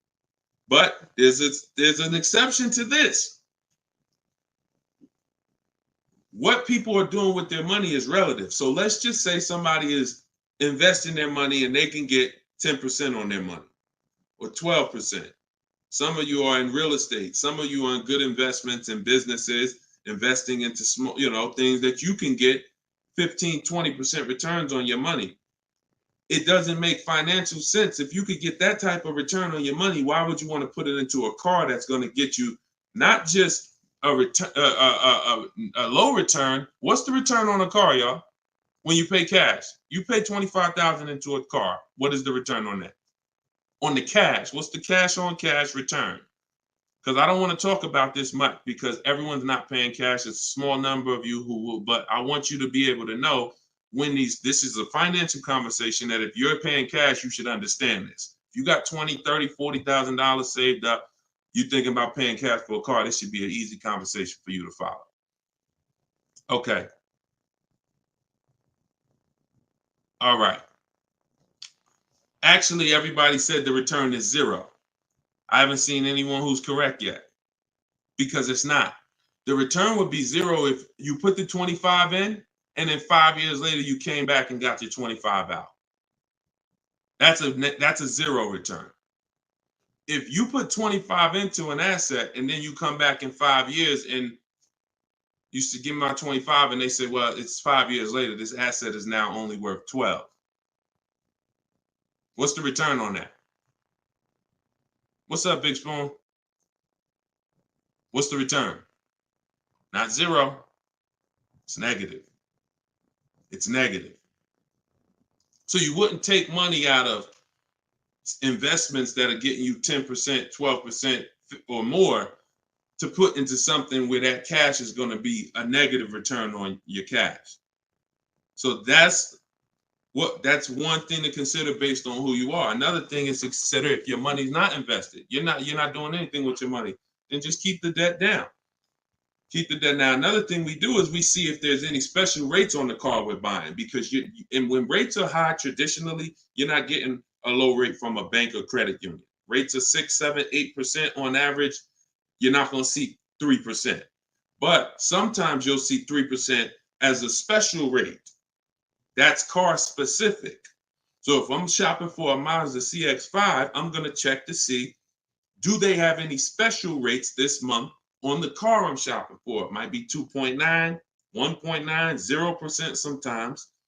And these are instances where it doesn't make financial sense to pay cash. If I can get this type of rate, use the bank's money for a very low percentage, and then turn around and use my money and keep my money invested or keep my cash. Maybe you just want to have your cash. Once it's in the car, you can't get it. So once you put your money cash in the car, you can't get that money back out until you sell the car. But if you can keep the money and get the car, now you have your cake and you eat it too. I still got my cash, but I'm leveraging the bank's money, paying them small amounts of interest to use it. So people see interest as the only loss. I don't want to pay interest. That's programming. That's not what would be talked about in a finance conversation. And if you want to get religious, because some of you say, "Oh, I don't want to pay interest because of religious reason," then it's a partnership. It's not a debt. It's a partnership. Anyway, let's not get all into that. Just paying cash is right sometimes for some situations. Paying cash is not right sometimes for other situations. The key is, which situation are you in? That's the key. Knowing how to ask yourself the right questions. Which situation am I in? I'm getting good returns. Stock market been returning me X% late. Hey, this many years, this has been my return. I think I'm going to keep my money invested and I'm going to use the bank's money. That's right for that person. All right. So that's a great question. I don't know how we went deep on that, but we're going deep in this stream. I normally do rapid fire Q&A. We're going deep on some subjects. And again, this is all in my book. Everything that I'm teaching is in my book. Every part of my strategy, it's a 7-step process. First step is most important question. Second step is deal structure. The equity assessment. For those of you who are replacing a car or a lease, assessing the equity in the asset to see how much money we can pull out, if any, to either put in our bank account or use in our next transaction. Third step is deal structure. Fourth step is shopping, not buying. It's actually called shopping, not buying, where we enjoy shopping, we enjoy test driving, we enjoy the process. We're about to spend $30, $40, $50, $100,000. We actually enjoy shopping for the item. There's no pressure because we're never talking numbers in the dealership, ever. That's our rule. Step 5 is multiple offers. So once we've selected what we're going to be getting, it's time to get multiple offers on it. If we're getting a used version, it's time to see multiple options of it. And if in step 5 in my process, used car shopping is online marketplaces. You're using online marketplaces, cars.com, carfax.com, autotrader.com, cargurus.com, Carfax, CarMax, Driveway, and Carvana. 8 marketplaces, eBay Motors. See, some of you are missing great deals because you're only looking at 2 of the marketplaces. That's like you're not going to see below market deals until you can see the whole market. So when we're shopping for used cars, that's what we do. When we're shopping for new cars, we use my 25 to 5, where your goal is to get 5 offers. If you are shopping for a new car or a lease, your goal must be to get 5 offers, because until you get at least 5, you are not going to get a below market deal. Because we have thousands of people who have come before you who have used this, and they report to me, they report their deals to me. So when I can tell you the deals we see, we have to get at least 5 offers, because 4 are overpriced. Some people get 6, 7 offers. You saw Charles earlier on his Palisade. I think he said he got 10 offers. But once you learn how to get them from home, either you could do it your way, you want to call and get them, you want to call, ask for managers to get them. I don't care what you do. If you're using my process, we don't do any talking. So when you're using my book, we're not talking. Because when you talk, who knows, when you talk, you can say the wrong thing. When you type, and then you're typing what I wrote for you. Because in my book, you're using what I wrote for you to talk to the dealers by email. So I can't even say talk to the dealers, to communicate by email, because we know everything they're going to say. So then the step 6 is paperwork and protection. Once you get your lowest offer, you find the best option. It's time for the paperwork. And then step 7 is delivery. That's it. So everything that I teach is out of one of those 7 steps. And, part of why you have not gotten the deals that you see me sharing is because you don't have any process. You're just winging it.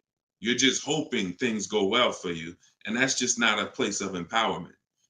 That's just not a place of empowerment. Strategy is here. So, so we went deep on some of what's in that book and what you'll learn if you get it in the comment section, or you can get it in my TikTok or Instagram bio. If you're watching us on TV, you can also scan that QR code with your phone. And as long as you get there before, but now you're seeing why the book's worth $97. I see why you priced it at $97, Deshone. You know what I'm saying? That makes sense. You breaking this down and telling us what's in the book, and it's a digital book with links to videos and scripts and things you copy and paste.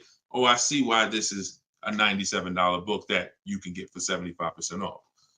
$24 before the timer runs out. Go ahead, Dolan. Yeah, this has been good so far, though. I do like this. Are you enjoying this dynamic? If you are, type something.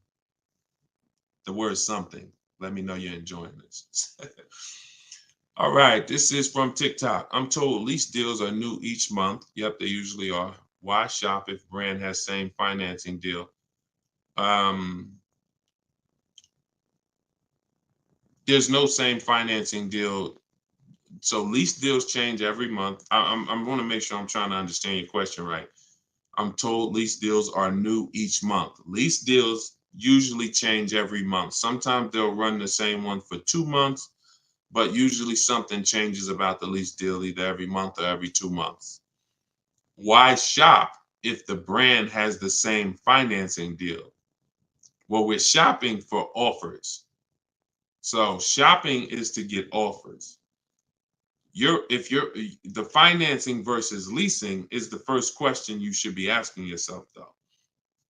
Because as we spent a long period of time talking about earlier in the stream, one offer is not, you can't get a great deal if you buy when you should have leased.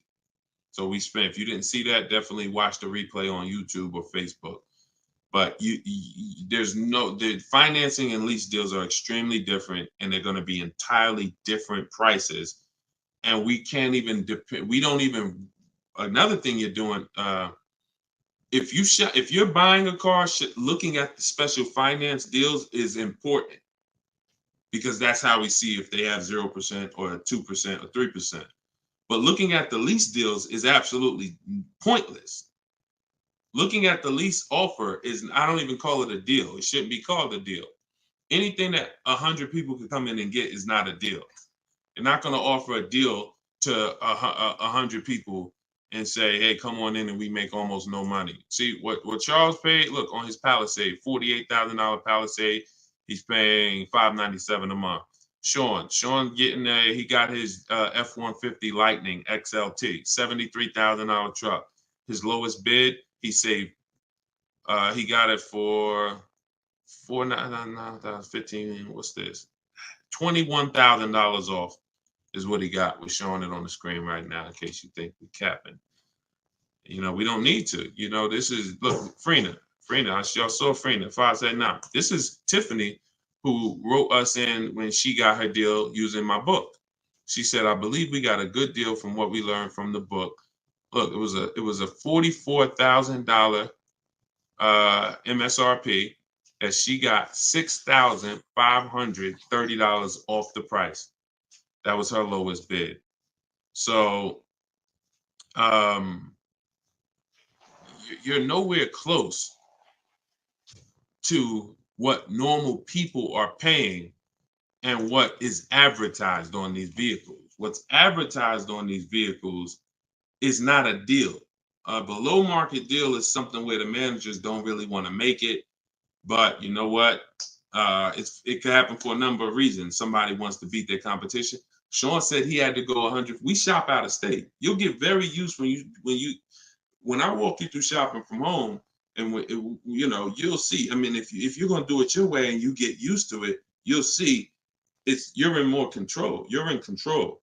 So, but a lot of times your best offer is going to come from a dealer that's not close to you, because the dealers that are close to you feel like, why do we need to give them a deal? They're going to come in anyway. Because that's what most people do. You're going to walk in the dealer anyway, and you're going to talk numbers and try to negotiate. That's what most people are going to do. Why do we need to give these people deals? But this person who is now talking to multiple dealers from home, they hold the cards. We hold the cards. And then one person wants to beat everybody, and they do that. But you gotta, I'm going to say this, and then Dolan, throw the next question up. If everyone could get below market deals, then they wouldn't be below market deals. They would be normal deals. It would be the average price. Y'all, is that clear? Is that clear? If everyone could get below market deals, if it didn't take strategy to get below market deals, then they would just be regular deals. All right, this is Rhino from YouTube. What is a good range of credit score to go for a lease? Great question. Anytime you guys hear a question you like, just start tapping the screen, please. Appreciate y'all continuing to run the likes up on TikTok. What is a good range of credit score for a lease? So what I teach is the parameters. It's more about profile versus just score. The score is one step of your profile. It's one portion of your profile, score. But you also have income. You have something I call comparable credit. I don't call it that. The bureaus call comp credit, which is you've had a car loan before. So you could have a lower than fair credit. You want to be in at least fair. If you're in the fives, I wouldn't go a lease route. I would go a different route, which I have in my book. You get a smart car, set yourself up for a lease. Not the smart car that y'all thinking of, those little ones.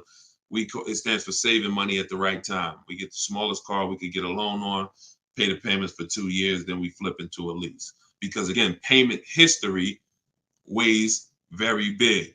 So, but if you're in the 620, 630, but you got on-time car payments for the last 3 years, 2 years, 5 years, you might have, high balances with your credit cards, but your car payment has been paid on time, but your credit score is low because you're using a lot of your available credit. So in that case, you got a great shot of getting a lease because you're replacing a car, you're replacing a payment, you're not adding a payment. But usually, 650, 660 and up.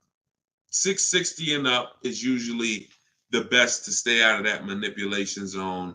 But again, if you have a lower score than that, but you have good income, good, you've been at your address a long time, these are things that weigh in the profile. You've been on your job a long time, versus, hey, you might have a 700 score, but you only been on your job for 6 months. That could affect you. So it's not just score, it's profile. But most leases are easier to qualify for than you guys would believe. I got my first lease and I had a 6-something credit score. Now I did have to pay, I remember, $25 more because of my credit score. I didn't get approved at the first tier. I went up $25 or something like that. But I was still paying $256 a month for a brand new Pontiac G6. It's a $20,000 car. So I had friends that were paying $500 a month for Toyota Corollas, $20,000 cars. $23,000 brand new Toyota Corolla. They're paying $500. They're paying, and I'm paying $256. These things make a difference in households.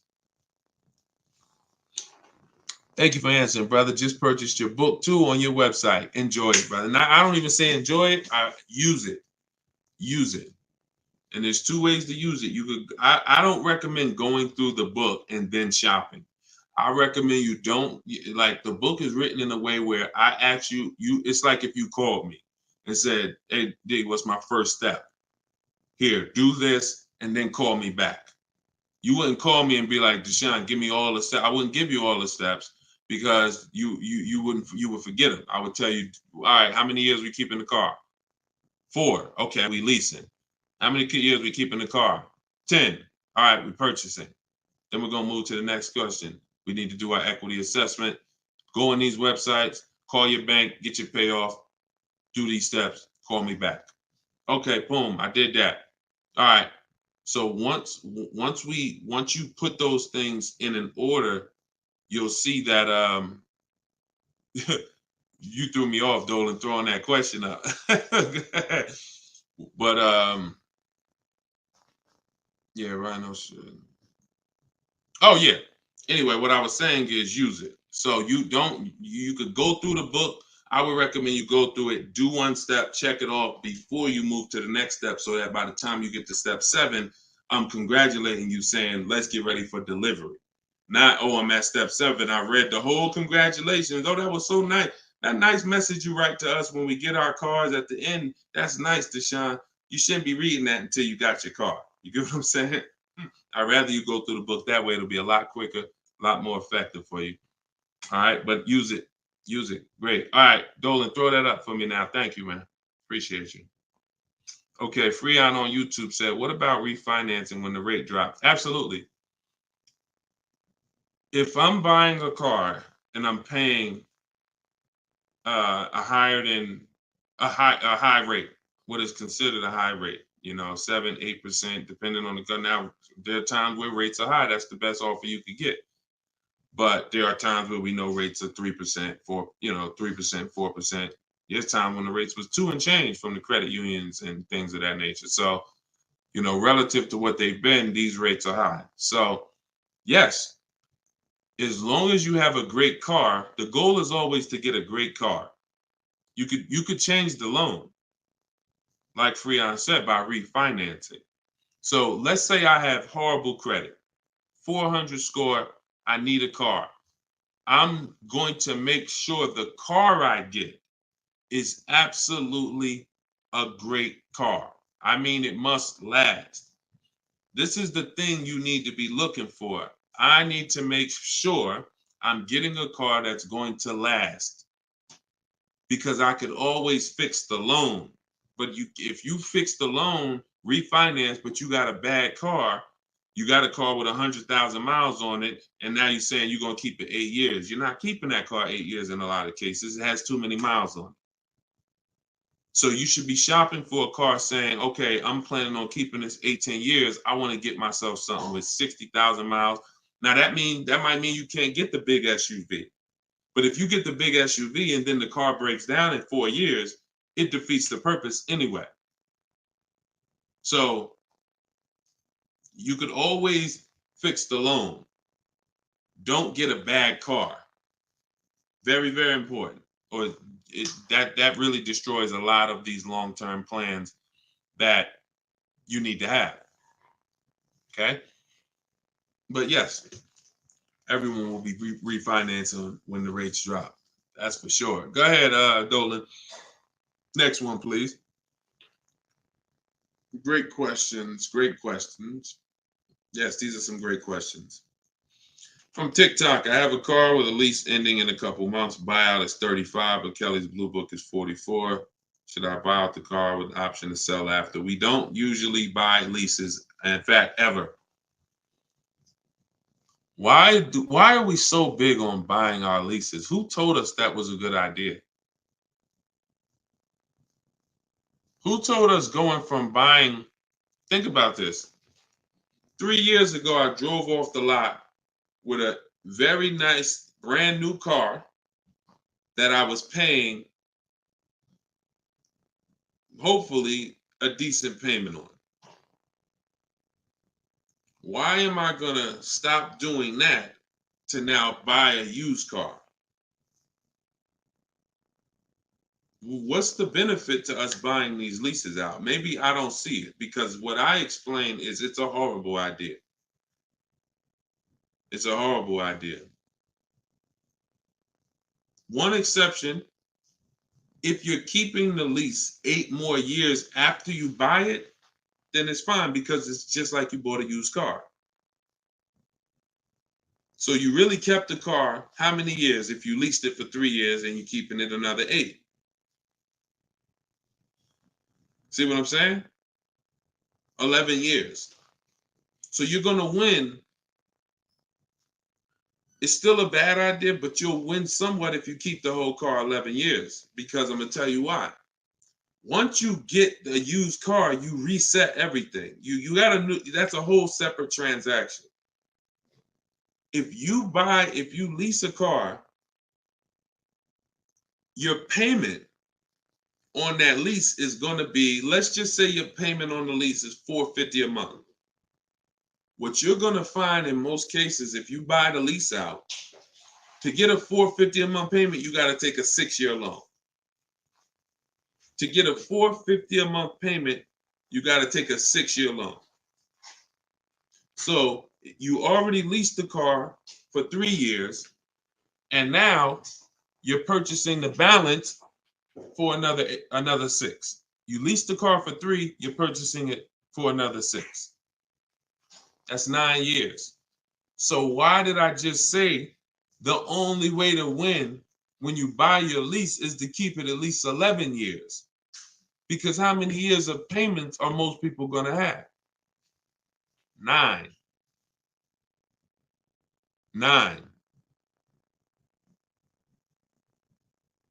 9. Can we let that sink in? A person who buys their lease, like most people are going to buy them with 6-year loans, you're paying for 9 years on the same car. 9. Even if you get a 5-year loan, 8 years on the same car. So it'd be a shame to go pay 8 years on the same car and then turn around and do that all over again. So you want to keep it long enough to at least, hey, I had 2 years of no payments though. You know, I had that car 11 years. I only had 2 years of no payments on it. That's a pretty bad way to live. You're paying on 9 years old, 8 years old, you're still paying on the same car. 7 years old, still paying on the same car. This is why buying your lease is a horrible idea in most cases. From the start, you should either be leasing or you should be buying a used car. It's one or the other.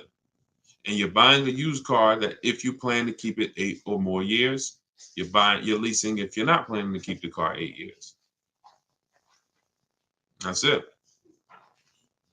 Not many cases where these make sense. Go ahead, Dolan. It's a great question though. And you know, I'm hoping we can help a lot of people stop doing that. And eventually maybe 10 years from now, 15 years from now, people won't be asking these questions, but it's a very, very common question. Go ahead, Dolan. Shoot the next one up, bro. Nico Smooth on YouTube. What's up, my man? Deshone, if I wanted to counter offer lower than what the calculator generated, would that be realistic? Getting 1.4% would like to get around 1. If your lowest offer is 1.4, then that's the lease program. If your offers are 1.4, your offers should not be the same. That means you don't have enough offers. If all the offers are in one spot, 1.4, that means you're not getting enough. Once you get 5, 7, you'll see they should be at least $150 to $200 a month difference. That's how it should be. 400 to 600 a month. 600 to 800, 600 to 750. That's how it should be. Now, if you once your lowest offer is 1.4, but you have 1.6, 1.7, higher offers than that, then 1.4 is the best. And that's the lease program. There's nothing you can do about the lease program. All you're doing is finding the dealer that's going to agree to discount the car the largest amount. The lease program is then going to dictate what the payment's going to be. But yeah, you're on the right track. Go to a Plan B vehicle. It's surprising how different every single vehicle has a different lease program. In regards to what you and just to really hammer this home, Zafrina, who we showed first at the beginning of the stream, she had a $579 a month lease on a $65,000 truck. She was shopping for a Jeep Grand Cherokee Limited because that's what they had and they were replacing the lease. So she gets a 1.1 and change. It was like under 1.2, like 1.19 or something like that. That was her best offer on a Jeep Grand Cherokee Limited. That's a great lease. That's a great deal. 600. That's a great lease deal. Probably a $450 payment on a $40,000 great lease deal. But she said this guy is saying that he thinks he might be able to do better on a hybrid Jeep Grand Cherokee Limited. He said he could probably get me below the 1%. I said, okay, you need to get 5 more offers at least. Because what if he's saying he could do better on that version, that means that version has a better lease program, which means you need to get your 5 offers again. She called me 48 hours later. Well, she posted in our group saying that she had gotten that $579 a month, which was a 0.88% lease. So that's not only is every vehicle have a different lease program, every trim level has a different lease program. Almost trim levels can have different lease programs attached to them. In many cases, they do. All right, great question though. You could also wait it out, Nico, if you have a little more time and see what the programs are next month. Go ahead, Dolan. You can shoot the next one up. Can you lease a car if you have a bankruptcy? Sure, but you need to rebuild your credit. You need to get your, if you start in blank, I know people that have had a bankruptcy, got a discharge, and they are at a 700 score in like a year. So I will be following Shonda Martin. You know, I recommend her to everybody. She has great strategies on credit. She does a lot of live streams like me, and she has great strategies. So I think she's on every platform. Yeah, she's on every platform that we're on. So Shonda Martin. But yeah, get yourself up to like a 680, which is not hard to do because you're starting fresh.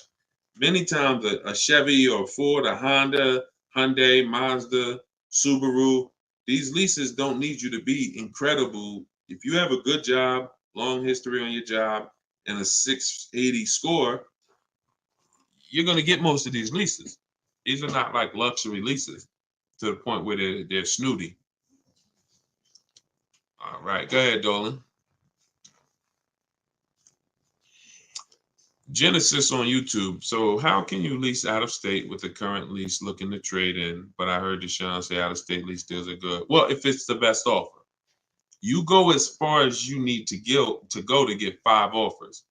In my book, we use my 25 to 5 strategy, where you're connecting with 25 dealers online in 20 minutes. We go to their websites using the contact tab, and then you have a template of mine that you copy and paste. If you're going to do it your way, you're just writing in, all the details of what you want, when your deadline is, what options you're looking for, what you're over. This is all stuff I walk you through in the book. What you're looking for. Really, it's about the car. You're not saying, hey, I'm looking for a lease quote, I'm looking for a purchase quote. We need to find out who even has a car before we start talking about money. But then the goal is that you got to get at least 5 offers. You got to get at least, and you have to do the equity assessment to see if there's any equity in your current lease. You don't want to return that, and you don't even know if there's any equity in that lease. And the only way you know that is the offers you get are higher than the payoff. It's very simple. Equity is offers, cash offers from CarMax, Driveway, Kelly's Blue Book, instant cash offer, not Blue Book, the website, instant cash offer, Kelly's Blue Book, Auto Nation, sell my car, Car Guru, sell my car. You have to get these offers, and if those offers are higher than your payoff, then you have equity when you sell the car to these people. If you have a third-party restriction, you can't sell the car directly to them. You got to sell to a local dealership. You got to get bids from a local dealership. I teach you how to do that. For those of you who have third-party restrictions, we talk to used car managers to sell our leases. So I've been doing this since 2006. Like, if I wasn't called to build these companies, then I would be. If I wasn't called to build these companies, there's no doubt I would be selling cars, making $200,000, $300,000, $400,000 a year. There's no doubt about it. But that's not the path God had for me. So what I'm telling you is based on me understanding 99.9% of the car buying of the industry inside and out, and giving you the way to actually stay in control, call the shots, have the business come to you, have the banks come to you, have the cash offers come to you, and then you're just simply picking the best ones as they come to you. So this is all in my book, Cars from Home, 7 Steps to Saving Time, Money, and Avoiding Dealerships. It's a digital book. You can get your copy for 75% off in my TikTok bio, in my Instagram bio, or we have a comment pin. Dolan, can you post the comment for everybody again on Facebook and YouTube? Just copy and paste that comment for everybody. And also we'll put a banner up on the screen for those of you who are watching us on television. You can scan this banner with your phone, and it'll take you to the 75% off page. So you'll only pay $24. You won't pay the normal price of $97. But that offers for 30 minutes. Once the timer does expire, $97 is your price to get it, which is still a great price. I'm sure everybody who spent time with us today can see why $97 is going to save you probably tens of thousands of dollars, depending on how many cars you get. Sean saved 20 grand on his first car. So for those of you who want to attend my free masterclass, Everything You're Doing Wrong, Buying, Selling, and Leasing Cars, you can attend that in my bio. We'll also put another comment for those of you who want to attend that. That's about an hour-long class, and I'm teaching very specific. You'll need a notepad for that. That's not just Q&A, although we do Q&A after. So you guys can go watch that. And so we'll put, and that's also in my Instagram and my TikTok bio. So the information's available, y'all. That's the whole point. There's no excuse. Everything that we talked about today is really financial awareness, financial literacy that you have not learned. You haven't heard of it before, but this has been around. We've been doing this for 3 years. Over 2,000 people have come before you. We have over 6,000 people that have this book now. So this ship has sailed. This car buying from home, you're late to the show now. And you can't afford to go buy another car the old way and think you're getting a good deal. You can't afford to do that. I mean, money is very hard to come by for some people, and you need to, I don't care who you are, you should take it seriously. So this is why we're here. And so you can get it from my free videos, from these Q&As, in my book, in my masterclass. I don't care how you get it. You want to join me in Maps Academy and have me coach you through your car buying. I don't care how you get it. Just make sure you get it. Get in where you fit it. All right. So that was episode 17. All right. We'll see you on episode 18. God bless y'all.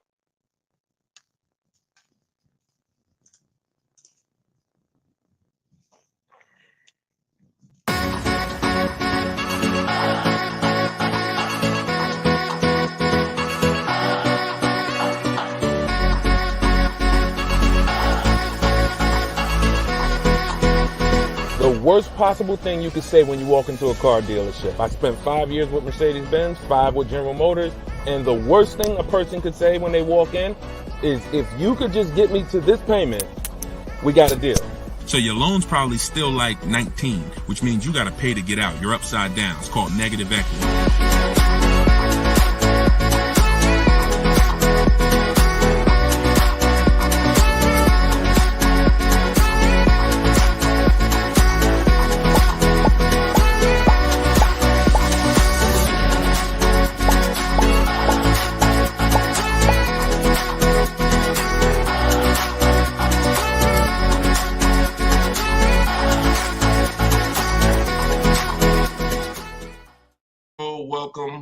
Welcome.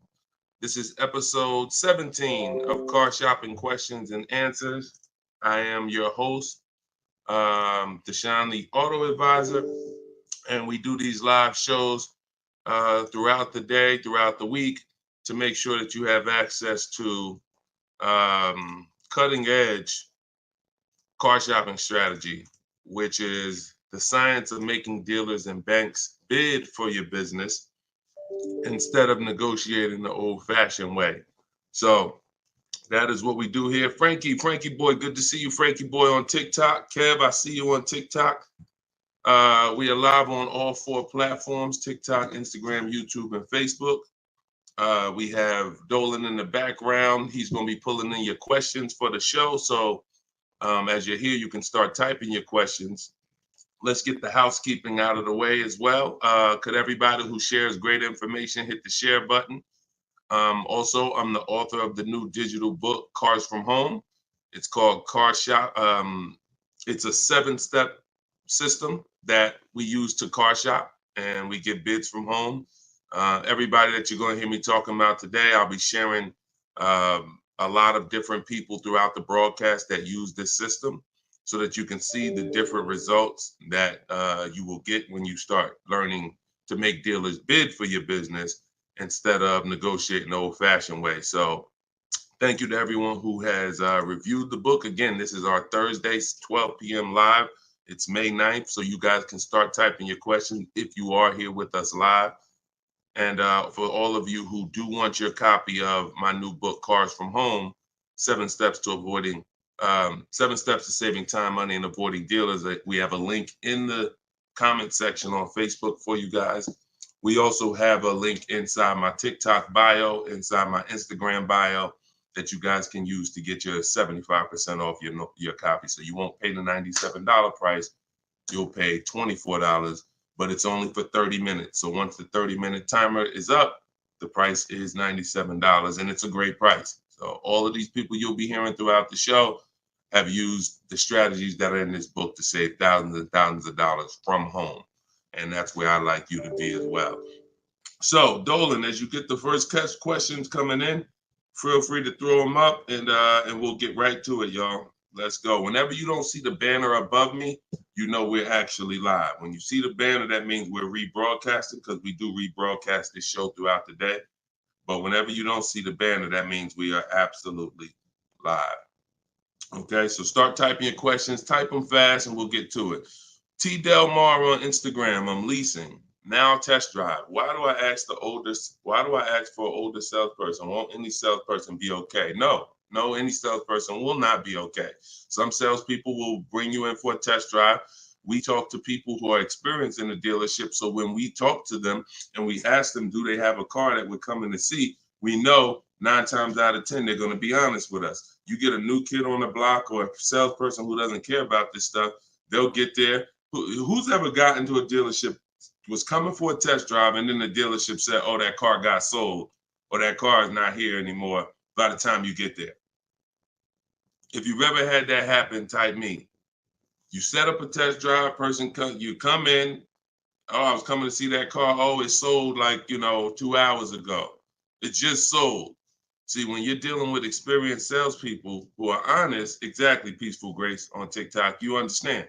So this is why every step that I teach is important. Even things that you might see, okay, why is he telling us ask for this person? It's because if you don't, you run the risk of running into a salesperson who doesn't care. Oh, they'll get there and just, oh, well, that car sold, but hey, I might have another one. Let's look at some other ones. No, we don't go for that. We don't go for that. Our test drive is strategically set up to try to guarantee a successful test drive where we could be in and out that dealership in 20, no more than 30 minutes and coming home. Okay, let's go. Nothing is left to chance. All right, go ahead, Doe. Let's shoot the next one and keep your questions coming, everybody. We'll try to get through as many as we can.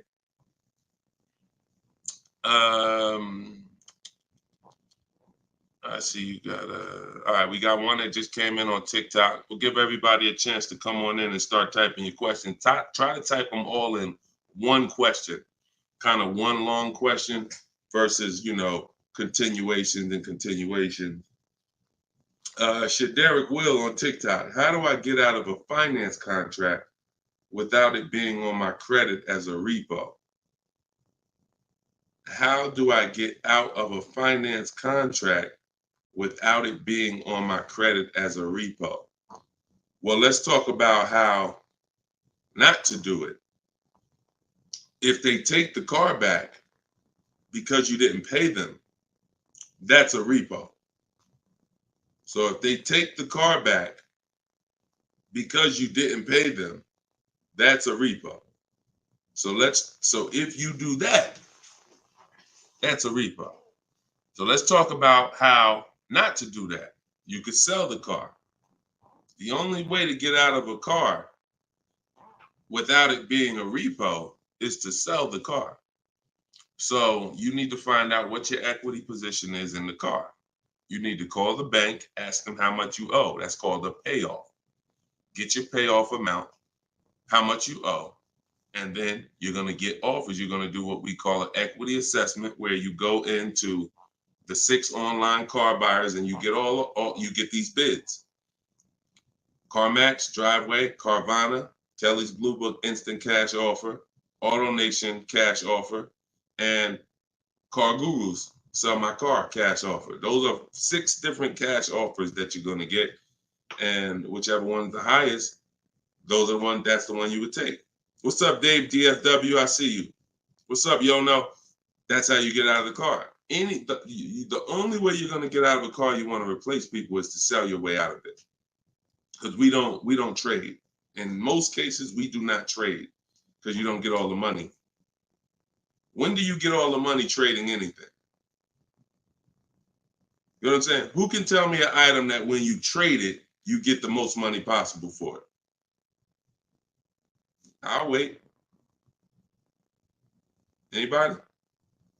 What's up, Bobby I Modern? What's up, Bell? See what I'm saying? So we understand. You're not going to get all the money of anything trading it. You sell it.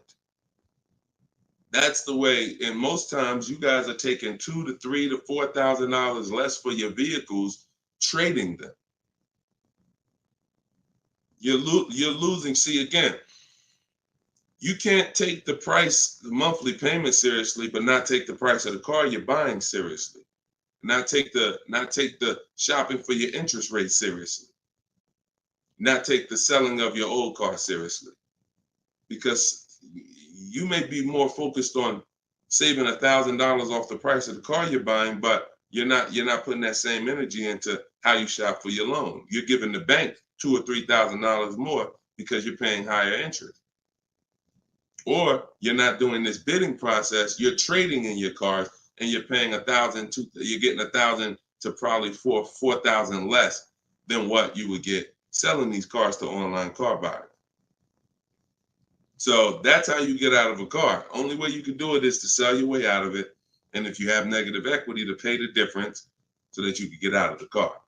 But if you just let them come take the car, you can finagle anything you want to try to not have it be a repo. It's a repo. It's a repo. And so the time 3 years ago, everyone could have sold their car and really got out of them because the prices of cars were so high. What's up, Alan Denson? Thank you so much. Appreciate you. Yeah, so that's it. Go ahead, Dolan. Shoot the next one in. This is our Thursday live show. My man, Alan Dawson. Appreciate. Oh, Alan Denson. Yep, appreciate you, man. Thanks for supporting the broadcast. This one's Optimal Living from TikTok. This is our Thursday, May 9th live show at noon. So whenever you guys don't see the banner above me, that means we're live. You can send your questions in, and we'll try to get them into the show. Grand Rising, I want to buy a used approximately $10,000 or less, approximately $10,000, less than 100,000 miles, 1 or 2 owners, like a Honda, Hyundai, Volkswagen, good gas mileage, easy to repair. Any suggestions? Well, you have a lot of filters there. If you were buying under 10 grand, I would be looking at Facebook Marketplace. I would be looking at Facebook Marketplace because our used car strategy is to look at all the marketplaces where cars are. These are, you know, Auto Trader, Cars.com, Car Gurus, Carfax.com, CarMax, Carvana, Driveway, and eBay Motors. But if we're looking at a car that's under 10 grand, I would certainly be looking at Facebook Marketplace. Facebook Marketplace is where you're going to try to find a private party owner, not a dealer. Not a dealer. You're trying to find a private party owner that's going to sell you the vehicle, private party, not a retail purchase. A retail purchase is at a dealership that has done reconditioning on the vehicle to prepare it for the market.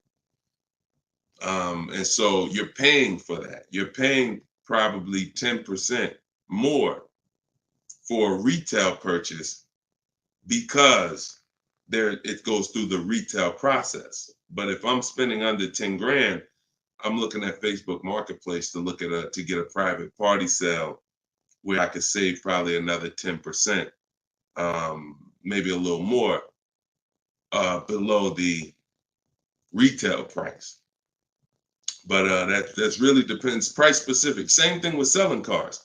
When we get our bids, if our car is worth less than 10 grand, we usually I always tell people, it's in my book, if the car is less than 10 grand, when you get your offers, you could get probably 1,500 to 2,000 more listing it on Facebook Marketplace. So if my highest offer might be for 8 grand from CarMax, everyone else is offering me 7 and 65, and I'm gonna throw it on Facebook Marketplace if I have the time, and I'll sell that car and usually get a $1,500, $2,000 above. So it's the same difference. I would shop on there if I was looking for a car under 10 grand. I would sell on there if my car was worth under 10 grand. See, when you start going with cars that are worth 15, 20,000, trying to put them on Facebook Marketplace, most of the buyers there need a loan. Most of the buyers on Facebook Marketplace need a loan. So when you get there, they're not going to be, you know, most people don't have 20 grand to bring a private party. That's just most people. So the buying pool is very small for 15 to 20 grand, 30 grand private party. But the buying pool is very big for under 10 grand private party. So you always want to go to where the buyers are, where the best opportunities are. So yeah, that's what I would be doing. Great question, Optimal Living. All right, keep the questions coming, y'all. I see Sharita said, hey, I got the book. I'm stoked. This is great info. Thank you so much, Sharita. Enjoy it, use it. The things that are in my 7-step book, y'all, is everything you're learning right now. So everything that I'm teaching you is out of one of my 7 steps in my car shopping process. My book is called Cars from Home. So it's all designed to teach you the science, walk you through the science step by step of doing 90% of your car purchase from home 90% of your savings are done at home, not in a dealership. The only thing we're doing in a dealership is test driving, is having our car appraised if we have a third-party restriction by a used car manager, and picking up our car if they don't deliver. Those are the only three things we are doing inside a dealership. All the negotiating, the price saving, the shopping the market, the research, the working with the bank, that's all done at home. And some people, some of you are going to do 100% of your purchase from home. If it's a new car or a lease, some of you could do 100% of it, because if the dealer delivers, literally you never went into the dealership except for the test drive, and then we get our bids and we accept the best offer. This is somebody who just got a bid. You can see the dates not too long ago. I contacted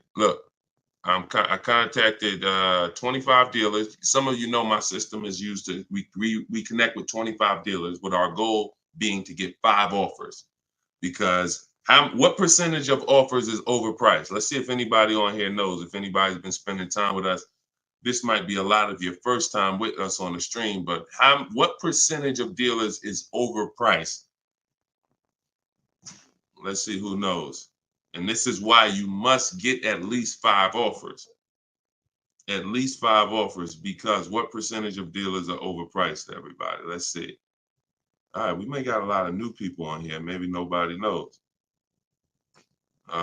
No, not 100%, Twan. Not 100%. Thank you, T. Delmar. 80%. Exactly. 80%. T. Delmar on Instagram got it. 80% of dealers are overpriced. Now, this is not my opinion. I'm telling you guys. I've been working with people all around this country. I opened up my car buying school, Maps Academy, 2021. We have probably over 6,000 people now that have our book. So people report deals to me. I have hundreds of people who over the years report their deals to me. And that's what we see. We see 80% of the quotes we get are higher than the best quote. So when you get your 5 offers, one of them is going to blow the other ones away, but the other ones are going to be significantly higher. And when you look at somebody like this is Teddy. Teddy he said, I received 10 offers. He said, I only used the scripts provided. So in my book are the scripts he's talking about that you copy and paste. This dealer's initial quote came back at 937. Using the counter offer calculator, which you have in my book as well.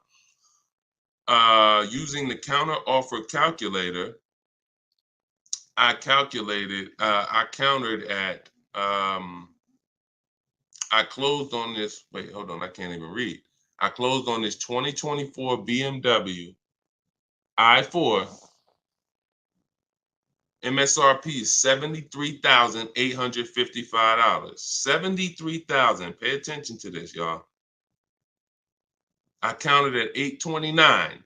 He came back with 856. My highest offer during this process from a different dealer was 1123. My local dealer, there's a lot happening here in this post if y'all pay attention and dissect it. My local dealer came in at 986 and even told me in an email that he didn't think I'd find a better deal out there. I didn't speak to one salesman on the phone until after the credit was ran and the deal was secured. I even got them to cover my last 2 lease payments. This is how you get, see, if I was to ask Teddy right now, Teddy, bet me $1,000 that there's not a better deal out there. He'd most likely take the bet because he connected with 25 dealers. He got 10 offers. He used it. You can never accept a deal without countering, because we don't know what the bottom is until they say no to the counter, or until they say, no, I can't do that, but I could do this. Now we know they're at the bottom. So all of this stuff can't happen. You're not going to have price assurance, which means you guarantee you paid the lowest price, and you're not going to be able to get these numbers until you sit at home and start getting the offers at home. It is impossible to get these types of numbers, this type of confidence, this type of assurance walking into one dealer. Even if you got a good price, there's no way you even know it's a good price until you have enough offers to know this one right here is the best offer. He might have thought his local dealer was making him the best offer at $890. What he says, local dealer came back $986, because remember, he has other offers that are $1,100. But if he accepts that offer, he's never pulling away in this BMW for $856 a month, a $73,000 vehicle. Now, again, I'm gonna ask y'all before we pull up the next question, and we are live right now. It's Thursday, it's May 9th, and this is our 12 p.m. show. Once again, I'm gonna ask y'all a question. When you look at what he's paying, some of you have seen every $5,000 on the price of a car is how much a month? Every $5,000, because this is a $73,000 car. Now I'm going to talk to some of you who don't understand leasing, some of you who are taught you always buy your cars no matter what, and I'm going to show you what this car would have cost him monthly, if he didn't know that leasing was better for him because he doesn't keep his car 8 years. Thank you, Gerard Young. Every $5,000, Gerard just answered. Emo also answered it on YouTube. The question was, every $5,000 on the price of a car is how much per month? Approximately $100 a month. So when you look at a $20,000 car, automatically you should think $400 a month. You're looking at a $40,000 car, that's $800 a month. You're looking at a $50,000 car, that's $1,000 a month. 5 years on a 5-year loan. You're looking at a $70,000 car, y'all. That's $1,400 a month. $1,400 a month. His car is $73,000. Not to mention, there's people right now that are driving this same exact car Teddy got, same exact BMW, $73,000. They're paying $1,400 a month. He's paying $856. Are y'all getting this? Are y'all getting this? So my book is in my TikTok bio. Click the link there. You can get it for 75% off. You won't pay the normal $97. Go ahead, Dolan, shoot the next question up. Instagram, you guys can go to my Instagram bio and get your copy for 75% off. And it is a step-by-step formula for how to get these deals. That's everything I talk about on these shows. Go ahead, Dolan. Shoot the next one up.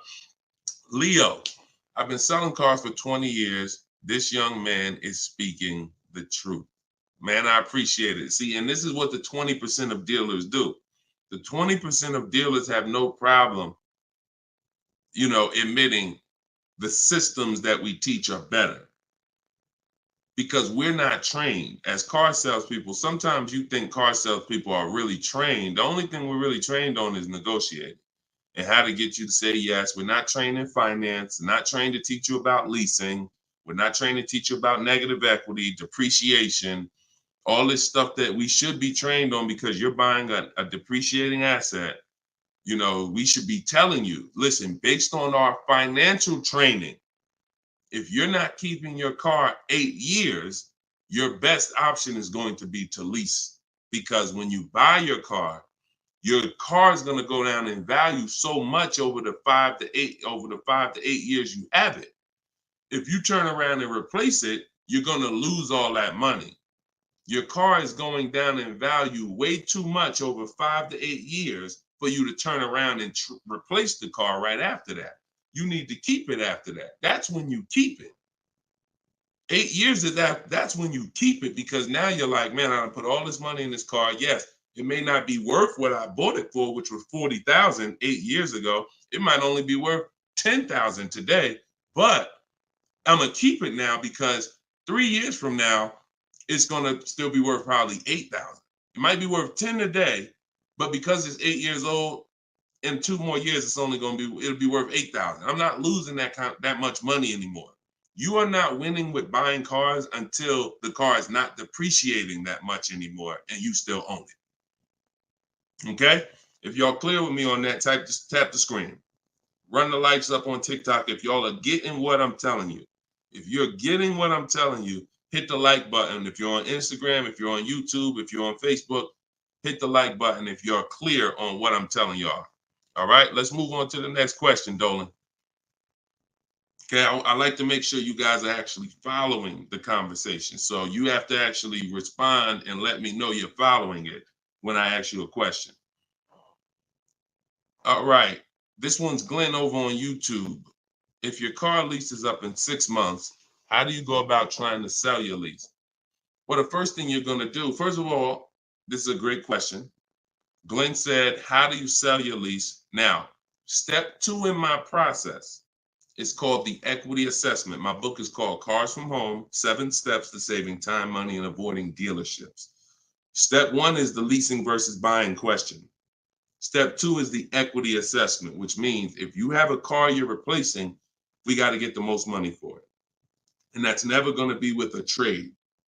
So we have to see, is there any equity in our lease? Now, we are not assuming this. We are going to do this process and see, because some leases have no equity. Some leases have a good amount of equity. Like, hold on, I just had somebody write me talking about equity they got in their lease. Hold on. Didn't talk to, I think it was this person. Oh, but I cut off their post. Somebody said they just got $4,000 here, and I always like to say this. I always like to show this stuff so people understand. You know, we operate with documentation. So when you are getting how you determine if you have equity is with cash offers, not with algorithms. KellysBlueBook.com. Blue Book says my car is worth this. That means I have equity. No, Blue Book doesn't buy cars. So what you want to do is you want to determine if you have equity by calling your bank. You're going to get your payoff, which is how much you owe. And then you are going to go on the websites that I'm laying out for you. It takes you 20 minutes.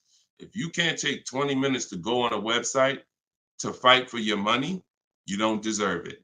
You're going to CarMax, you're going to Driveway, you're going to Carvana, you're going to Kelly's Blue Book Instant Cash Offer, where they connect you with a local dealer to get a cash offer.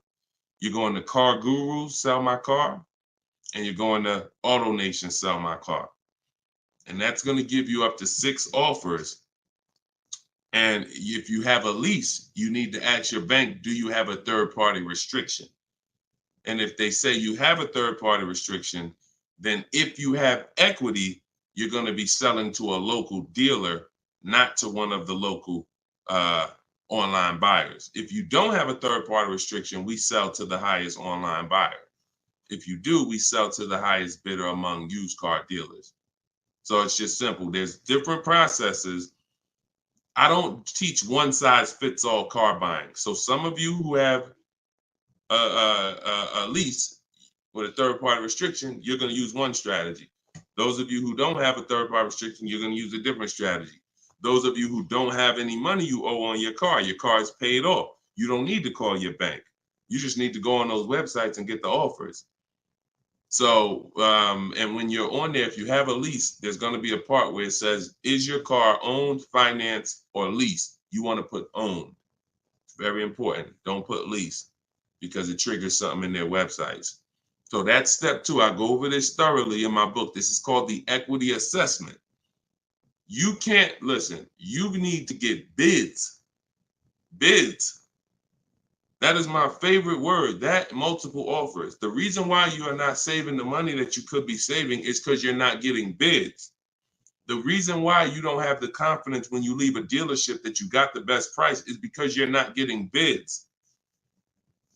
It's very simple. Start getting bids and you're going to save more money and make more money selling your cars, and you'll see why we don't trade in cars. That's the equity assessment. Okay? Step 2 in my book. Go ahead, Dolan. Shoot the next one up. All right. Yep. Wanda said my last lease had $5,000 in equity on TikTok. Amen. I sold the lease a couple years ago when prices were super high. I made $10,200. My mother did. I made $9,000 on my Jeep Grand Cherokee. That was in 2021, I believe. 2021. Yep. It was ridiculous money. So the 9, 10 grand, 12 grand lease, those are not really there anymore. But we still see people that are making 2 and 3 and 5,000 for sure. Rudy on Facebook, how are you? Good afternoon, Deshone. I'm new to the live stream. Welcome. Who's new to the stream? If this is your first time here, type 1. Type the number 1 if this is your first time here. I'm looking for a 2020 SUV, Mercedes GLB 250, 4MATIC, less than 20,000 miles. Drives over 120. I see you, Yvette. Drives over 120 miles daily. We have been looking in different car websites. Still haven't found one that matches our max of 30K. Any suggestions? We live in New Hampshire. We've been looking in Massachusetts as well. Should we be expanding our searching area? Thank you for your help and keep up the great work. Absolutely. Yes, you should be expanding your search area. If you're looking for a 3-year-old vehicle with less than 20,000 miles, right now, you got to look at the age of the car. When you're searching for a used car, you got to remember a car comes out the year before the year we're in. So if a car is a 2020, it was released in 2019, most likely, which means you're calculating the age based on then. So if you're looking for a car that was released in 2019, and right now we're in 2025, you're looking at a car that's 6 years old. If you're looking at a car that was released in, 2022, and we're in 2024, then it's 2 years old. So you need to look and say, okay, how old is the car I'm looking for? And then we can look at the mileage. Because if you're looking for a car that's 4 years old, but you're looking for it to be driven 20,000 miles or less, that means you're only looking for a car that has a 5,000 a year average. That's going to be very tough. I like to go with it. I like to look at 10,000 a year, and then I like to go to 12. Now, we're talking about how we expand the search of our used cars, because the whole goal is to expand the search slowly. So if you were looking at the 2020, 20,000 miles, now go up to 30,000 miles. I would go up to 40,000 miles, because 40,000 miles still means it's driven lower than average. Just to show, so average miles is 10 to 12,000 miles a year. If you get a vehicle and it's 4 years old, it's driven 10 to 12,000 miles a year. It has really under 40,000 miles on it. It means it's been driven under 10,000 per year. So you're really looking for the mileage. It's the mileage that I think is really going to limit you. Now you could expand your search wide, like you said. There's many ways to expand it. You could go 100 miles out. You could go 200 miles out. You can go 500 miles out. But you could also expand the search by lowering the mileage threshold and saying, all right, I'm looking for something that has, under 40,000. If it has 36,000, 38,000, 30, I'm good with looking at those. And I think that's going to give you a lot more options, considering how old the car is and how many miles you're looking for it to have. That's way, way, way, way, way below average driven miles. Way, way, way below. And when you have just, you're looking for a car that's only been driven 5,000 miles per year, you're going to have a harder time doing that than looking for a car that's been driven 10. So once we do that, we're still narrowing it down in other ways. Carfax title history, service records, accident history, verifying there's no fake fees. So we have other narrowing down processes. Then we get the new window sticker to make sure, because you can't know you paid a great price without knowing what the original price was. Who's bought a used car in their life? Type the letter U. Type the letter U, and I'm gonna tell before Dolan pulls up the next question, I want to make a point here to how just not having strategy, you guys are missing the things that you should be using to determine if you're getting deals. Yvette, I see you. Okay. Richard on Instagram, I see you. Leslie on TikTok, I see you. Alex, I see you. Derek, I see you. Harold, I see you. Kathy, I see you. Okay, so let me show you something. When I was buying my Infinity truck, all of the trucks we were looking at were white. All of them were priced between 30 and 32,000 as a used vehicle. 30 and 32,000. So if I narrowed it down, the top four I was looking at, they were all white, black inside, between 30, 32,000 price.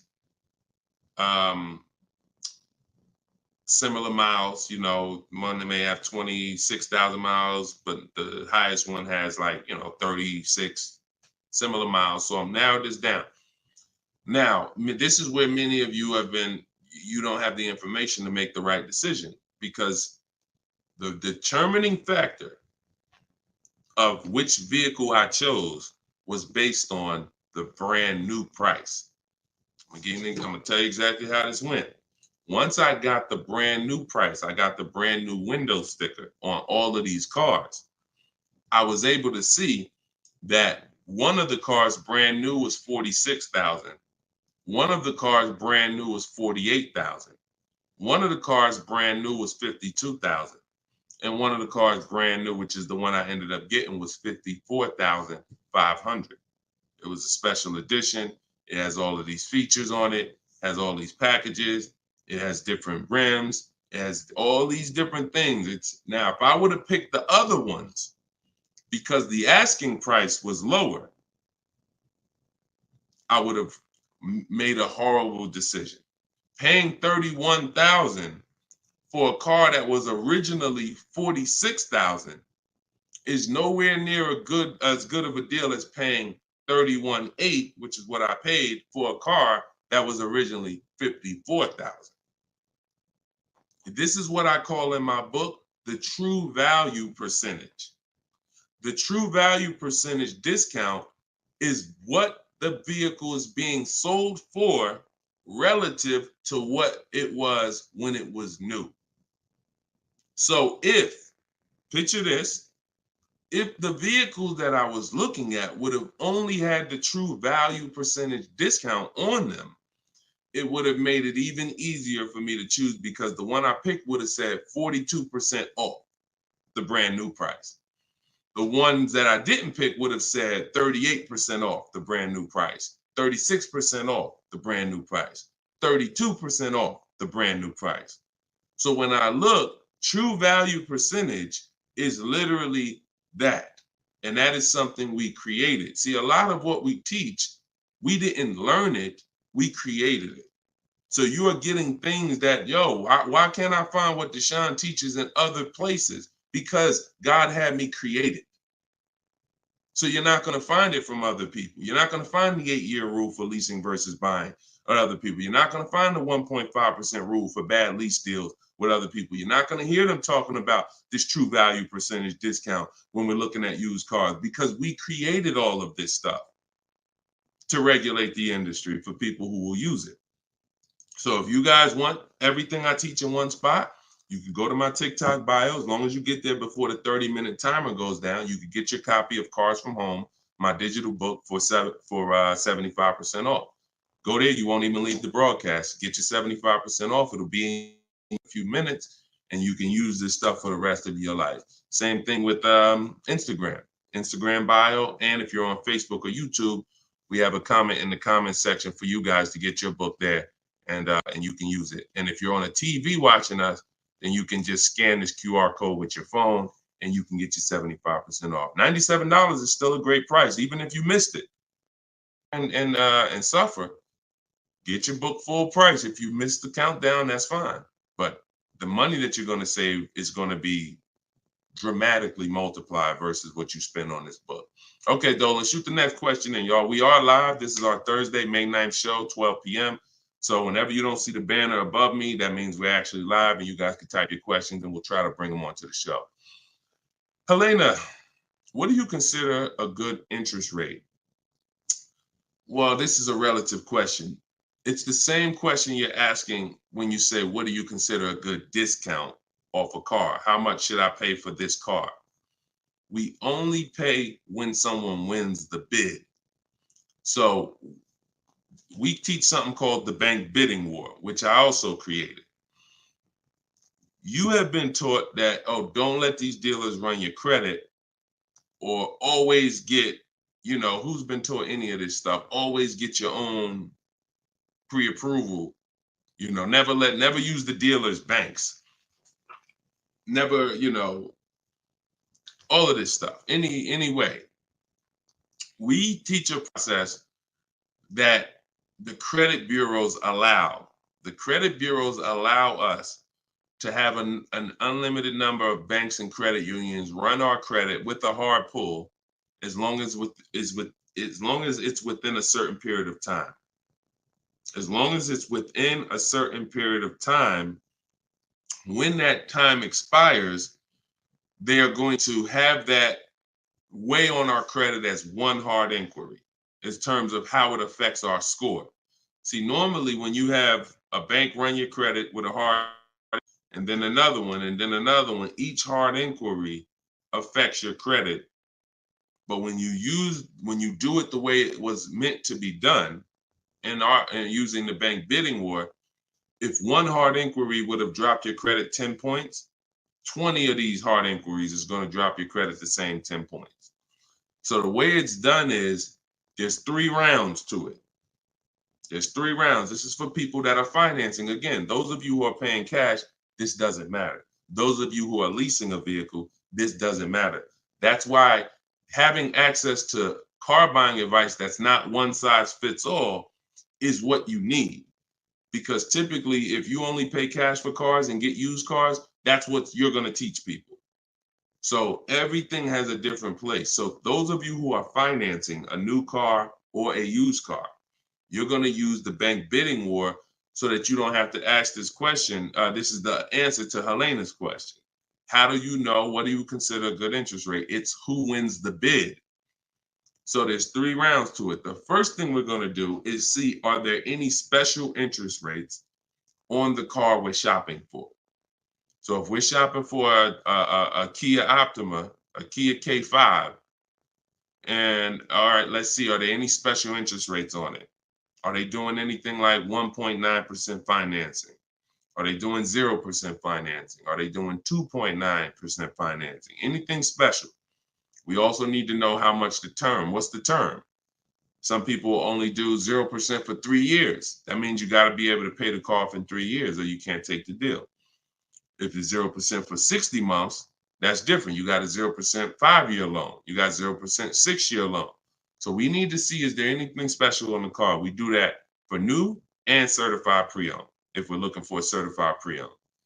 Now, if we find something, sometimes that could prevent us from even needing to do any other interest rate shopping. If they're doing 1.99 for 60 months, you're not going to find better than that.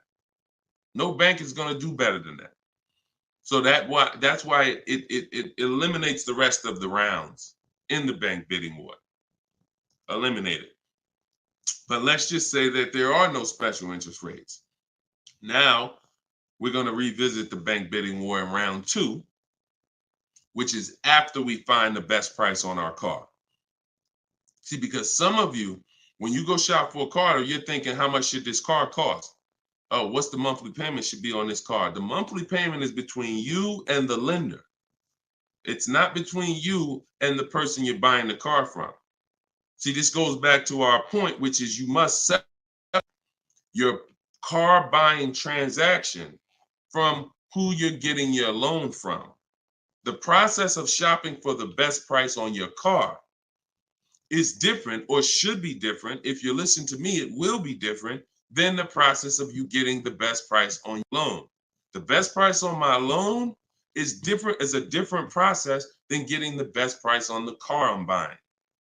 So now, once I start now looking for my car, getting my bids, get the best price on my car, now it's time to come back and get the loan involved. See, many of you are focused on what the best monthly payment is on the car, but you're not focused on finding the dealer that lowest price. That's focus number 1.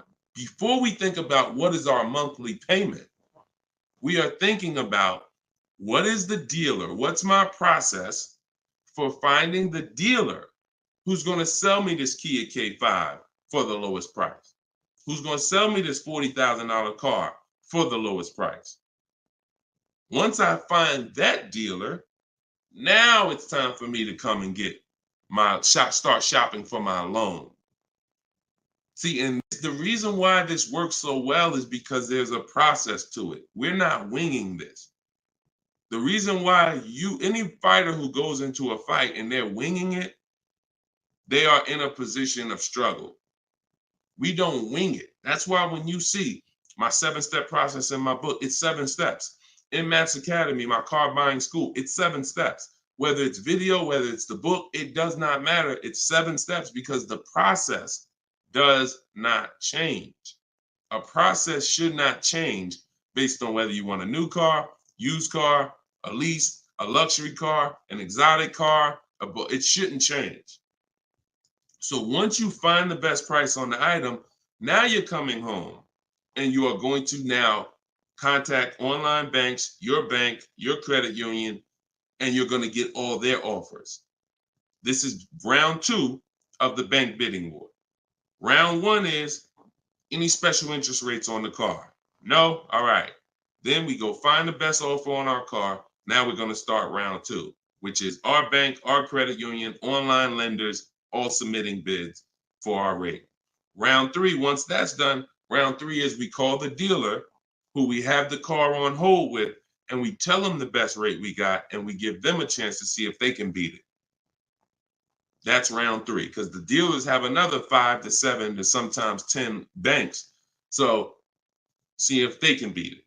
So now you have 3 rounds of individuals competing for your interest, for your loan, to give you a loan. 3 rounds. First is the special rates. Second is you, your bank, your credit union, online banks.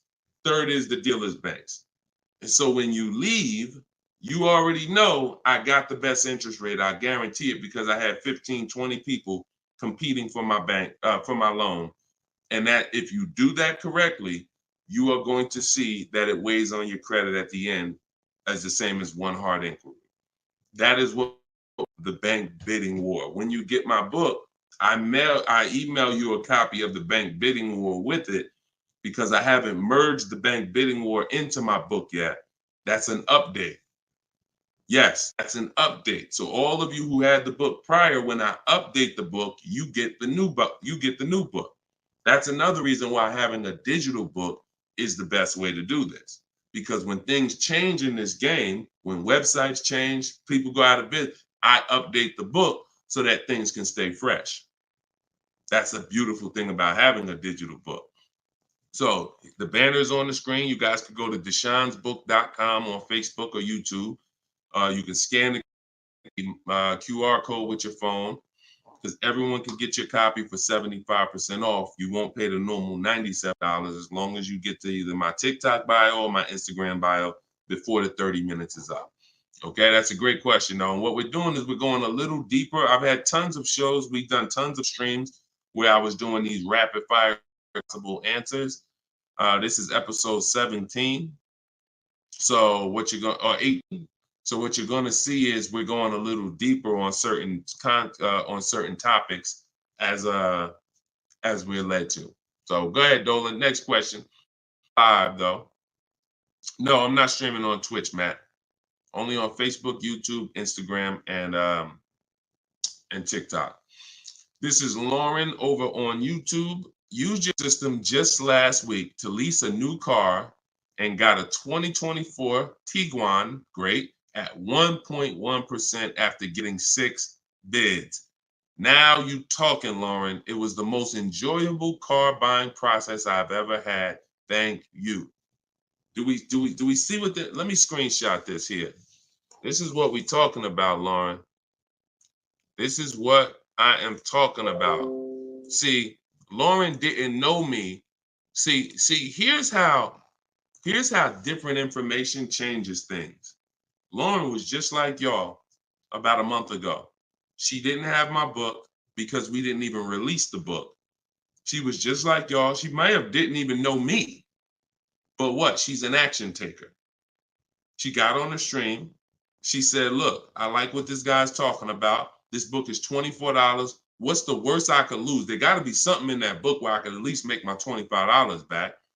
Or even if I paid $97, got to be some tip. One tip in here got to be able to make me at least $100 back.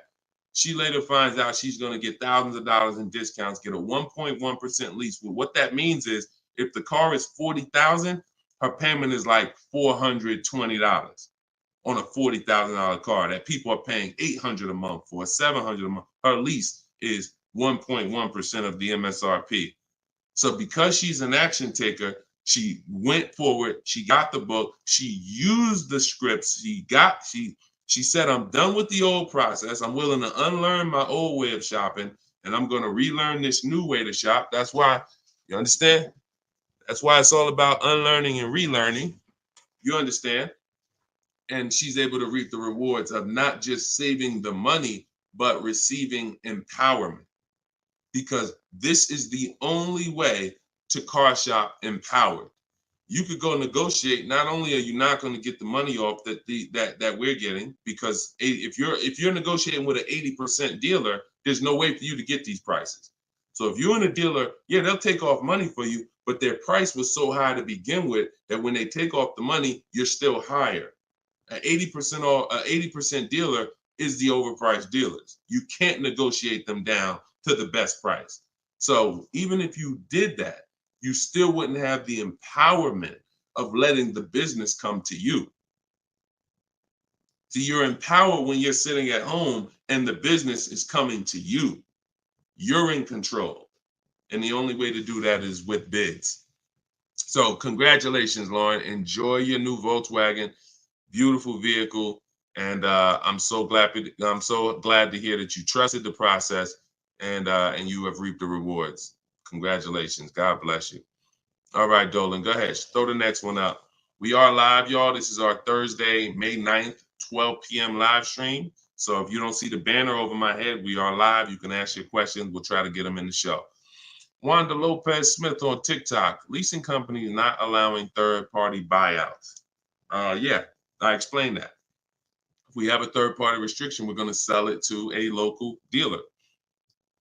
But we still get bids. We still need to get bids from the online car buyers to know if we have equity. If we have equity and we have a third-party restriction, we're going to sell it to a used car. Like if I had a BMW and there's a third-party restriction, I'm selling my BMW to a BMW dealer.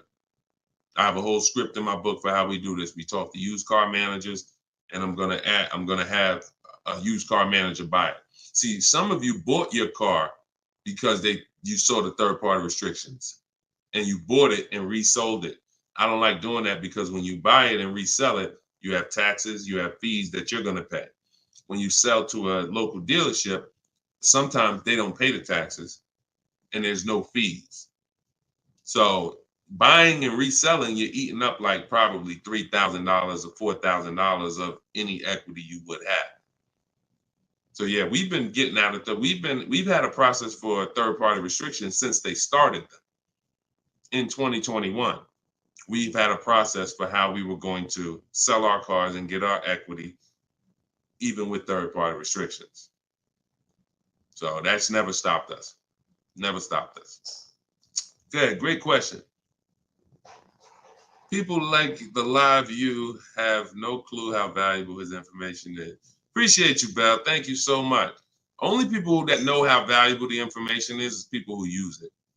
People who watch, there's a saying, you can't be a hearer of the word. You want to be a doer. A doer. A lot of people hear. A lot of people hear because we want our ears tickled. But it's the doing that leads to the savings. And in our case, what we're asking you to do is easy. It's just your programming and your fear of a process. See, it's an unknown hell. I mean, an unknown heaven is what we have over here. But you have a known hell. Sometimes what you know is so comfortable, even though it's hell, but it's, you know it. You're comfortable with it. You're comfortable with the discomfort of car shopping. So this is what, Deshone, everything you're saying, that sounds hard. Sitting at home and doing these copy and paste things and having this, that sounds hard. That's just your fear. That's your programming talking to you. That's not reality. Because in reality, you see people like Lauren who just came on, and you see this is the easiest way she's ever bought a car in her life. This is the most money she's ever saved in her life. Look, you got people like, look, Matt, happy to share. I've officially graduated. Huge thank you to Deshone, building such a great system, answering all my questions along the way. Lease details. He got a $56,000 Hyundai Palisade calligraphy, 1.28% lease. Highest quote was $1,167 a month. He got his for $719. The highest quote he got from an 80% dealer was $1,167 a month. He got his for $719. Sitting at home, getting bids. So for those of you who want to know, like, I do have a car buying school. It's called Maps Academy. You want to know more about it? We have a comment in there. You can attend my free masterclass. I don't let anybody in my school who has not gone to my masterclass everything you're doing raw and buying, selling, and leasing cars. So there's a comment in there for the comment section, and we have a link in my bio for you as well, who if you think, you know what, I want to see about his online buying school. I don't care, because the system that Matt says, Deshone, thank you, Deshone, for building such a great system. The system is the same.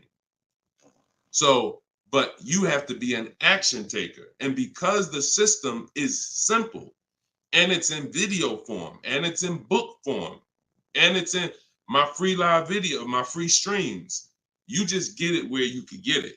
But there's no excuse for sitting at home car shopping the old way anymore when this information is available and it exists and it's 3 years old.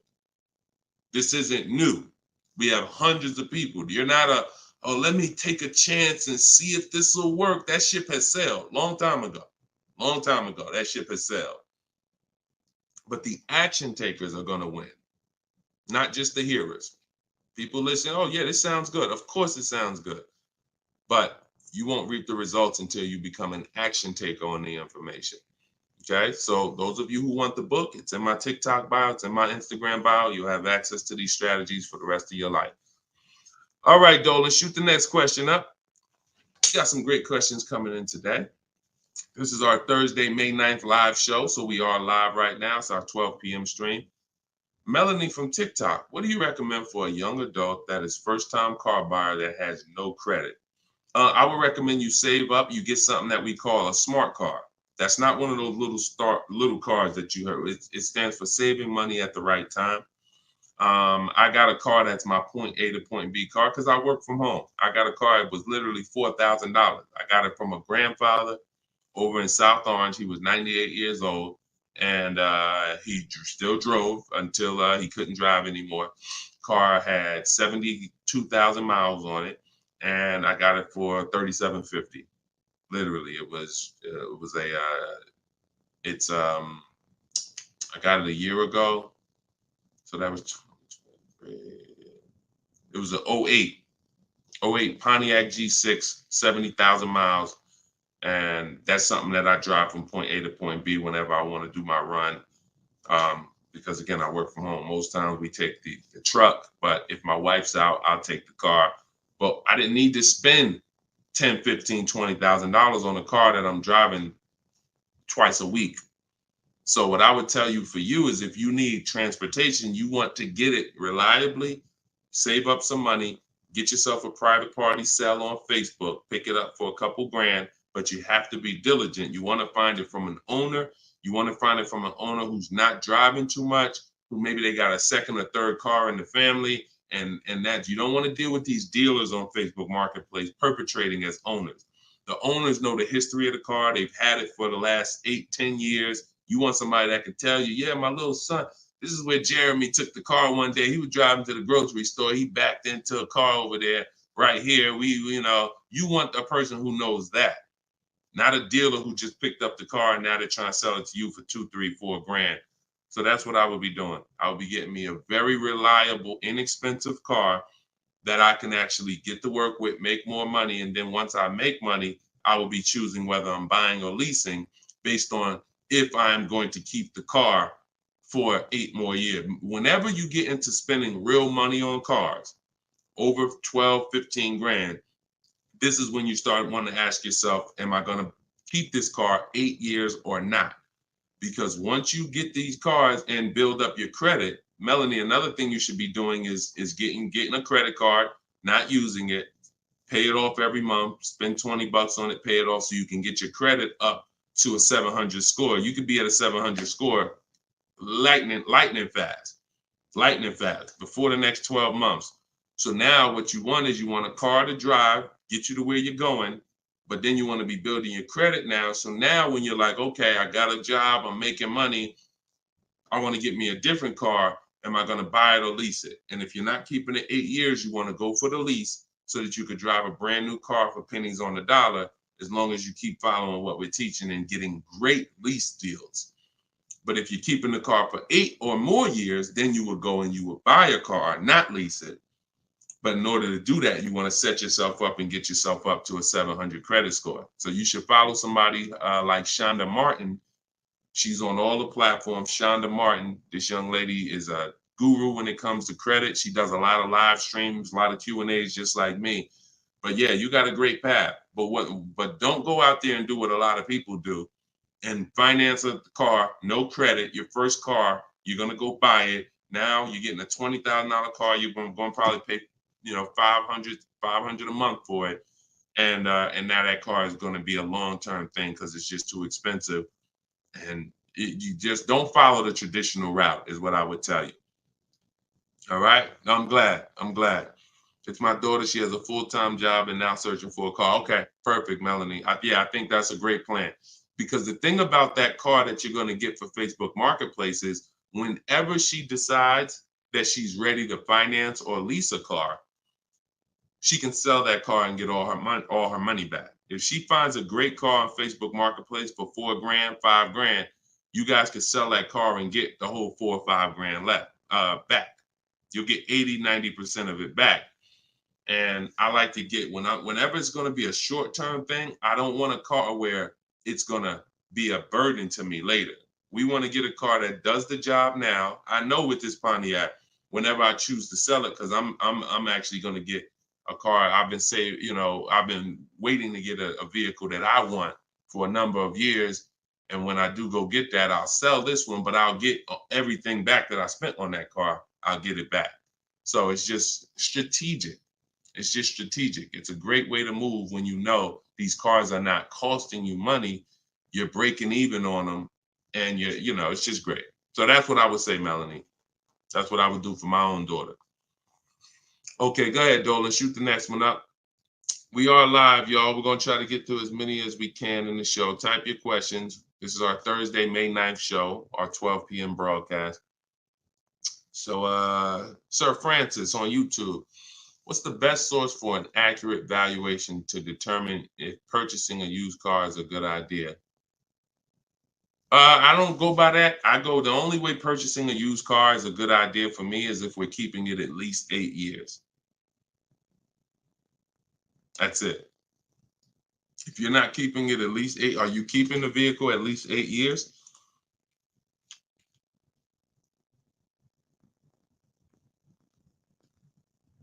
Let's see if we give him some time to answer. Are you keeping the vehicle for at least 8 years, Sir Francis? See, if we're not keeping the vehicle at least 8 years, there's no point in buying it, because the money that you would spend to lease, you can't put a price tag. You can't compare it. The reason I have to show y'all these lease deals is to see you cannot compare great lease deals to purchase deals. You can't. Look at this. Look at Jared. Jared followed the leasing like a boss system. The leasing process went quick and exactly like you said it would. Sent the emails. We had multiple offers to work with. Trusted the process. Used the scripts. Got the lowest offer from $565 a month down to $520 with a counter offer. Look. That's probably a $40,000 vehicle. I don't have it up in front of me because I cut the rest of his post off. But look, 1.28, $56,000 vehicle. Even if you were buying a used version of this. So let's just I want to show you this. Let's just say instead of leasing like Matt did here, he got a $56,000 vehicle for $719 a month. We already know with $1,000 every, with $100 a month on every $5,000, this $56,000 vehicle is about $1,100 a month. Every 5,000 bucks is a hundred bucks a month on a 5-year finance. So $56,000 vehicle, we're looking at literally $1,100 a month, $1,100 a month payment. Let's just say though he bought this car used. He didn't understand leasing. He found a used one. So instead of 56, let's say he gets one for, you know, let's call it instead of 56, he gets 26 grand off. Let's say he gets it for, hold on, let me do percentages. I don't know why I can't do math right now in my head. Let's say he gets it for 38. Let's use something that's really conservative and good. He gets it for 38. So a $56,000 Hyundai Palisade, he finds an incredible deal on a pre-owned one. He gets it for 38. Once his taxes go in, he's at 40. What's his monthly payment, y'all? If every $5,000 is $100 a month, what's his monthly payment for 40? See, it's all about no money down. If you notice, every time we're comparing numbers, we're not putting any money into the deals. See, when you're not putting any money into the deals, you can easily compare the deals. That's why all we do is shop with no money down, because it's easy to compare the deals. In my book is No Money Down Mastery. You're going to find every strategy I teach you doesn't involve money. It doesn't involve money, because when you want to put money down, that's different. But money down should be after you have assessed the deal already. So, those of you who want your copy of Cars from Home, 7 Steps to Saving Time, Money, and Avoiding Dealers, go to my TikTok bio now, get your copy for 75% off. Go to my Instagram bio, get your copy. But look at this. I'm asking y'all, what's his payment? Let's see if we got anybody that chimed in.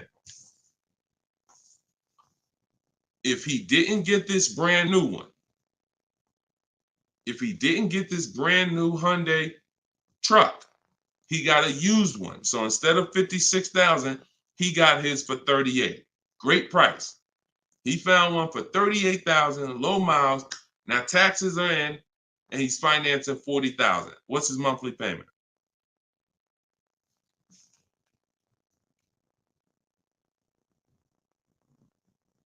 Anybody do the math? Every 5,000 bucks. Well, I'm gonna tell y'all now. Okay, y'all taking a little long. It's $800 a month. Thank you, Derek. Thank you, Derek, on Facebook. $800 a month. So let's look at that. Matt drove off $719 a month, no money out of pocket. Brand new 2024, never been driven, new car smell, fresh out the plastic, $719 a month. Same person who bought that car because they didn't understand leasing, they're paying $1,100 a month. Now there happens to be another one just like it, but it's a 4-year-old one, and it's $38,000, and someone else gets that, and they're paying $800 a month.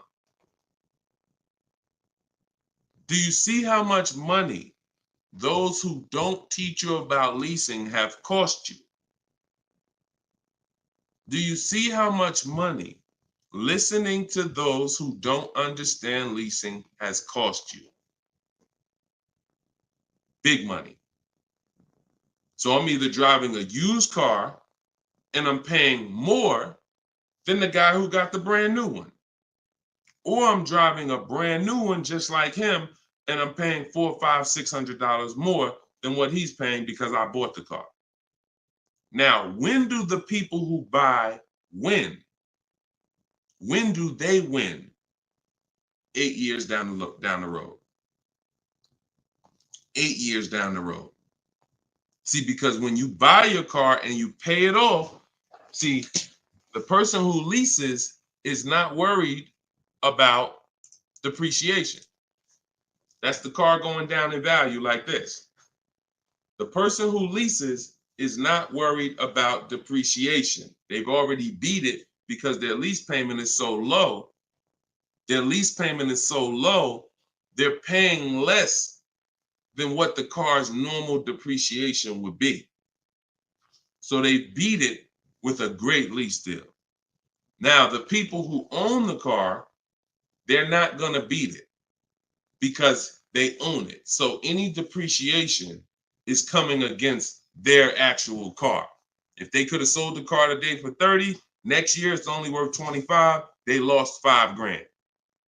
If you were going to sell your car today for 20 and then a tree branch falls on it, is it worth 20 tomorrow? Even when you fix it, run it through your insurance. Hey, I'm coming to get my 20. No, a tree branch fell on the vehicle. It's worth probably 18 now. This is depreciation. So the only way you're going to avoid that is through long-term ownership, because eventually, like I talked about earlier in the stream, you get to the point where your car is only losing a little bit of value each year. Only to this year it's worth 10, next year it's worth 95. In another year it's worth 9,000. That doesn't happen until you have kept the car 9, 10, 11 years. So if you're not keeping your cars that long, you're losing thousands of dollars not leasing, as I just illustrated with those 3 examples. Okay? So this doesn't change. I don't care whether it's Lamborghinis. I don't care whether it's Rolls Royces. The principles do not change. Derek on Facebook. If a manufacturer is offering a very low IR through their direct financing for well-qualified buyers, is there something I should look for on my credit report to know whether I should apply and let them run my credit versus using the pre-qualified offer I have from my credit union? Yeah, most people are going to qualify for the special rates. If you have fair credit, good credit, most people are going to qualify for the special rates because it's not super tier. Super tier is like A1 or A9 in the business world. That's super tier. Most of them are tier 1. So a tier 1 approval is really going to be if you have, 680 credit score and above. If you've had a car loan in the past that you've paid well, you should be able to qualify for those special interest rates. Those are not super hard to qualify for. And if it's something under 2.9, you're typically not going to see that coming from a credit union or a bank, and not in this market. Not in this market. So yeah, it's a good question though. But that's round 1 in the bank bidding war. So it's important for you guys to know that whenever you see a special interest rate offer, in many cases, it's not hard to qualify for. You don't need perfect credit. 680, 700 and above, you should be fine. All right. So, all right. Let's go. John Tez on YouTube. I'm interested in getting a 23 Charger Scat Pack, trading a 2022 Camry. This is a disaster. This is a disaster. Dealer wants 56 for the car, but it's been on the lot for 220 days. What do you think I could get them to lower it to? Well, I'm going to just tell you honestly, why are you trading in a 2022 vehicle? First of all, if you paid cash for that car, you wouldn't be trading it in, because once you see what it's worth and what you're getting in 2 years, you've had the car for less than 2 years. See, there's something, here's what we're not getting. The reason why I hold this up is for y'all to see that you cannot trade in cars this fast and have it be, and have it. And I want y'all to know we are 100% live right now. We are 100% live right now. You're not watching a replay. This is a live show. So we're going to dialogue on this for a quick second. You should not, if I show this so y'all can understand, the value of your car is dropping like this the first year, 2 years, 3 years.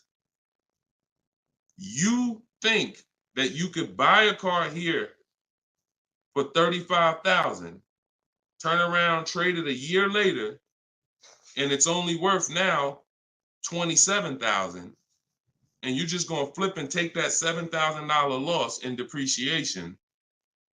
You are going to absolutely lose your shirt. And the only way that you actually don't realize how much you're losing is because they hide it in your monthly payment, because you're a payment shopper. Just get me to this payment. I don't care about the numbers and all of that. I don't care about how much money I'm losing on each car. Just work my monthly payment to something that I could afford. And that is financial disaster. Because there is no way, if you were coming and you were writing a check for this, if you came in and you bought that 2022 Camry and they said, okay, it's going to be 35 grand, you know, whatever, and you wrote a check for it, and then you came back a year later and you said, all right, well, what y'all going to give me for my 22 Camry? And they said, all right, well, we can only give you 25 for it. And you said, wait, I just paid 35 for it last year. You ain't giving me no 25 for it. You would never take that. But payment buyers take those deals all the time, because what they do is they give you the same 25, but when they finance it and stretch the loan out, they're like, see, and your new monthly payment is only $50 more than your old car. And you like, man, this sounds like a good deal. It's a horrible deal. It's not even a deal. It's a horrible offer, but you're not trained to see it. So whenever I see somebody who's switching from cars that are less than 2 years old to a brand new car, you're not talking about leasing it. So you're still in the mindset of, oh, I could buy cars, switch them, buy cars, switch them, buy cars, switch them. You absolutely are losing thousands of dollars on every single car you buy. So if I wanted to do what you were doing, replace my 2022 Camry with a Charger Scat Pack, and first you're buying another pre-owned one too. You're buying another pre-owned one. So you're asking, all right, I want to replace this 2-year-old pre-owned car that I got, and then I want to buy another pre-owned car and replace that one. But you're not looking at the fact that the 1-year-old Scat Pack you're trying to find is so rare. When you find it, you're most likely going to overpay for it. Because who has 1-year-old Scat Packs? Who has 1-year-old Dodge Charger Scat Packs? How would that vehicle even end up on a dealer's lot? You only get the cars on dealers' lots one of two ways. The dealer has to buy them from auction, or buy them from one of their customers, or at the end of a lease, the person returns the car. So people are not usually trading in a 1-year-old car. So if it has been on the dealer's lot, maybe it's because it's a leftover model. And if it's a leftover model, you don't have anything to compare it to see how much you should be saving. So what I would be doing is, before I buy a 1-year-old Scat Pack, I would see what's the market on a brand new one. This is so important. This is so important because this is financial intelligence. Look at this. If I would have walked in, this is Sean. Sean got an F-150 Lightning $73,000 vehicle. He ended up saving $20,000 on the vehicle. Brand new one. Same thing with Kimberly. She got a Maserati. You can see here, what does it say? Total savings, $20,700. 2023 Maserati Greco, $86,000 vehicle. They took off $20,700. That's the new one. So what happens if she would have bought a used one, 1 year old, and she saved 20 grand? She might have thought that was a great deal. Man, I got a 1-year-old Maserati. They took off 20 grand for me. Not if she didn't know that on a brand new one, she could have got 20 grand off. So whenever you're buying a car that new, you need to know what the brand new market is to know, all right, if I can save 10 grand off a brand new one, then how much should I save off the 1-year-old? I should save a lot more than that. See, and you have a lot of things that you moving in a way that I would tell you need a system, because it's hard for me to explain to you everything you are doing and a way you're approaching this, how you're going to overpay by thousands and thousands of dollars. You haven't talked about leasing versus buying. You're not talking about shopping for cars in a way where you can actually see multiple offers. You're talking about buying a 1-year-old pre-owned car without looking at what the market is. How do I know a good deal on a 1-year-old one?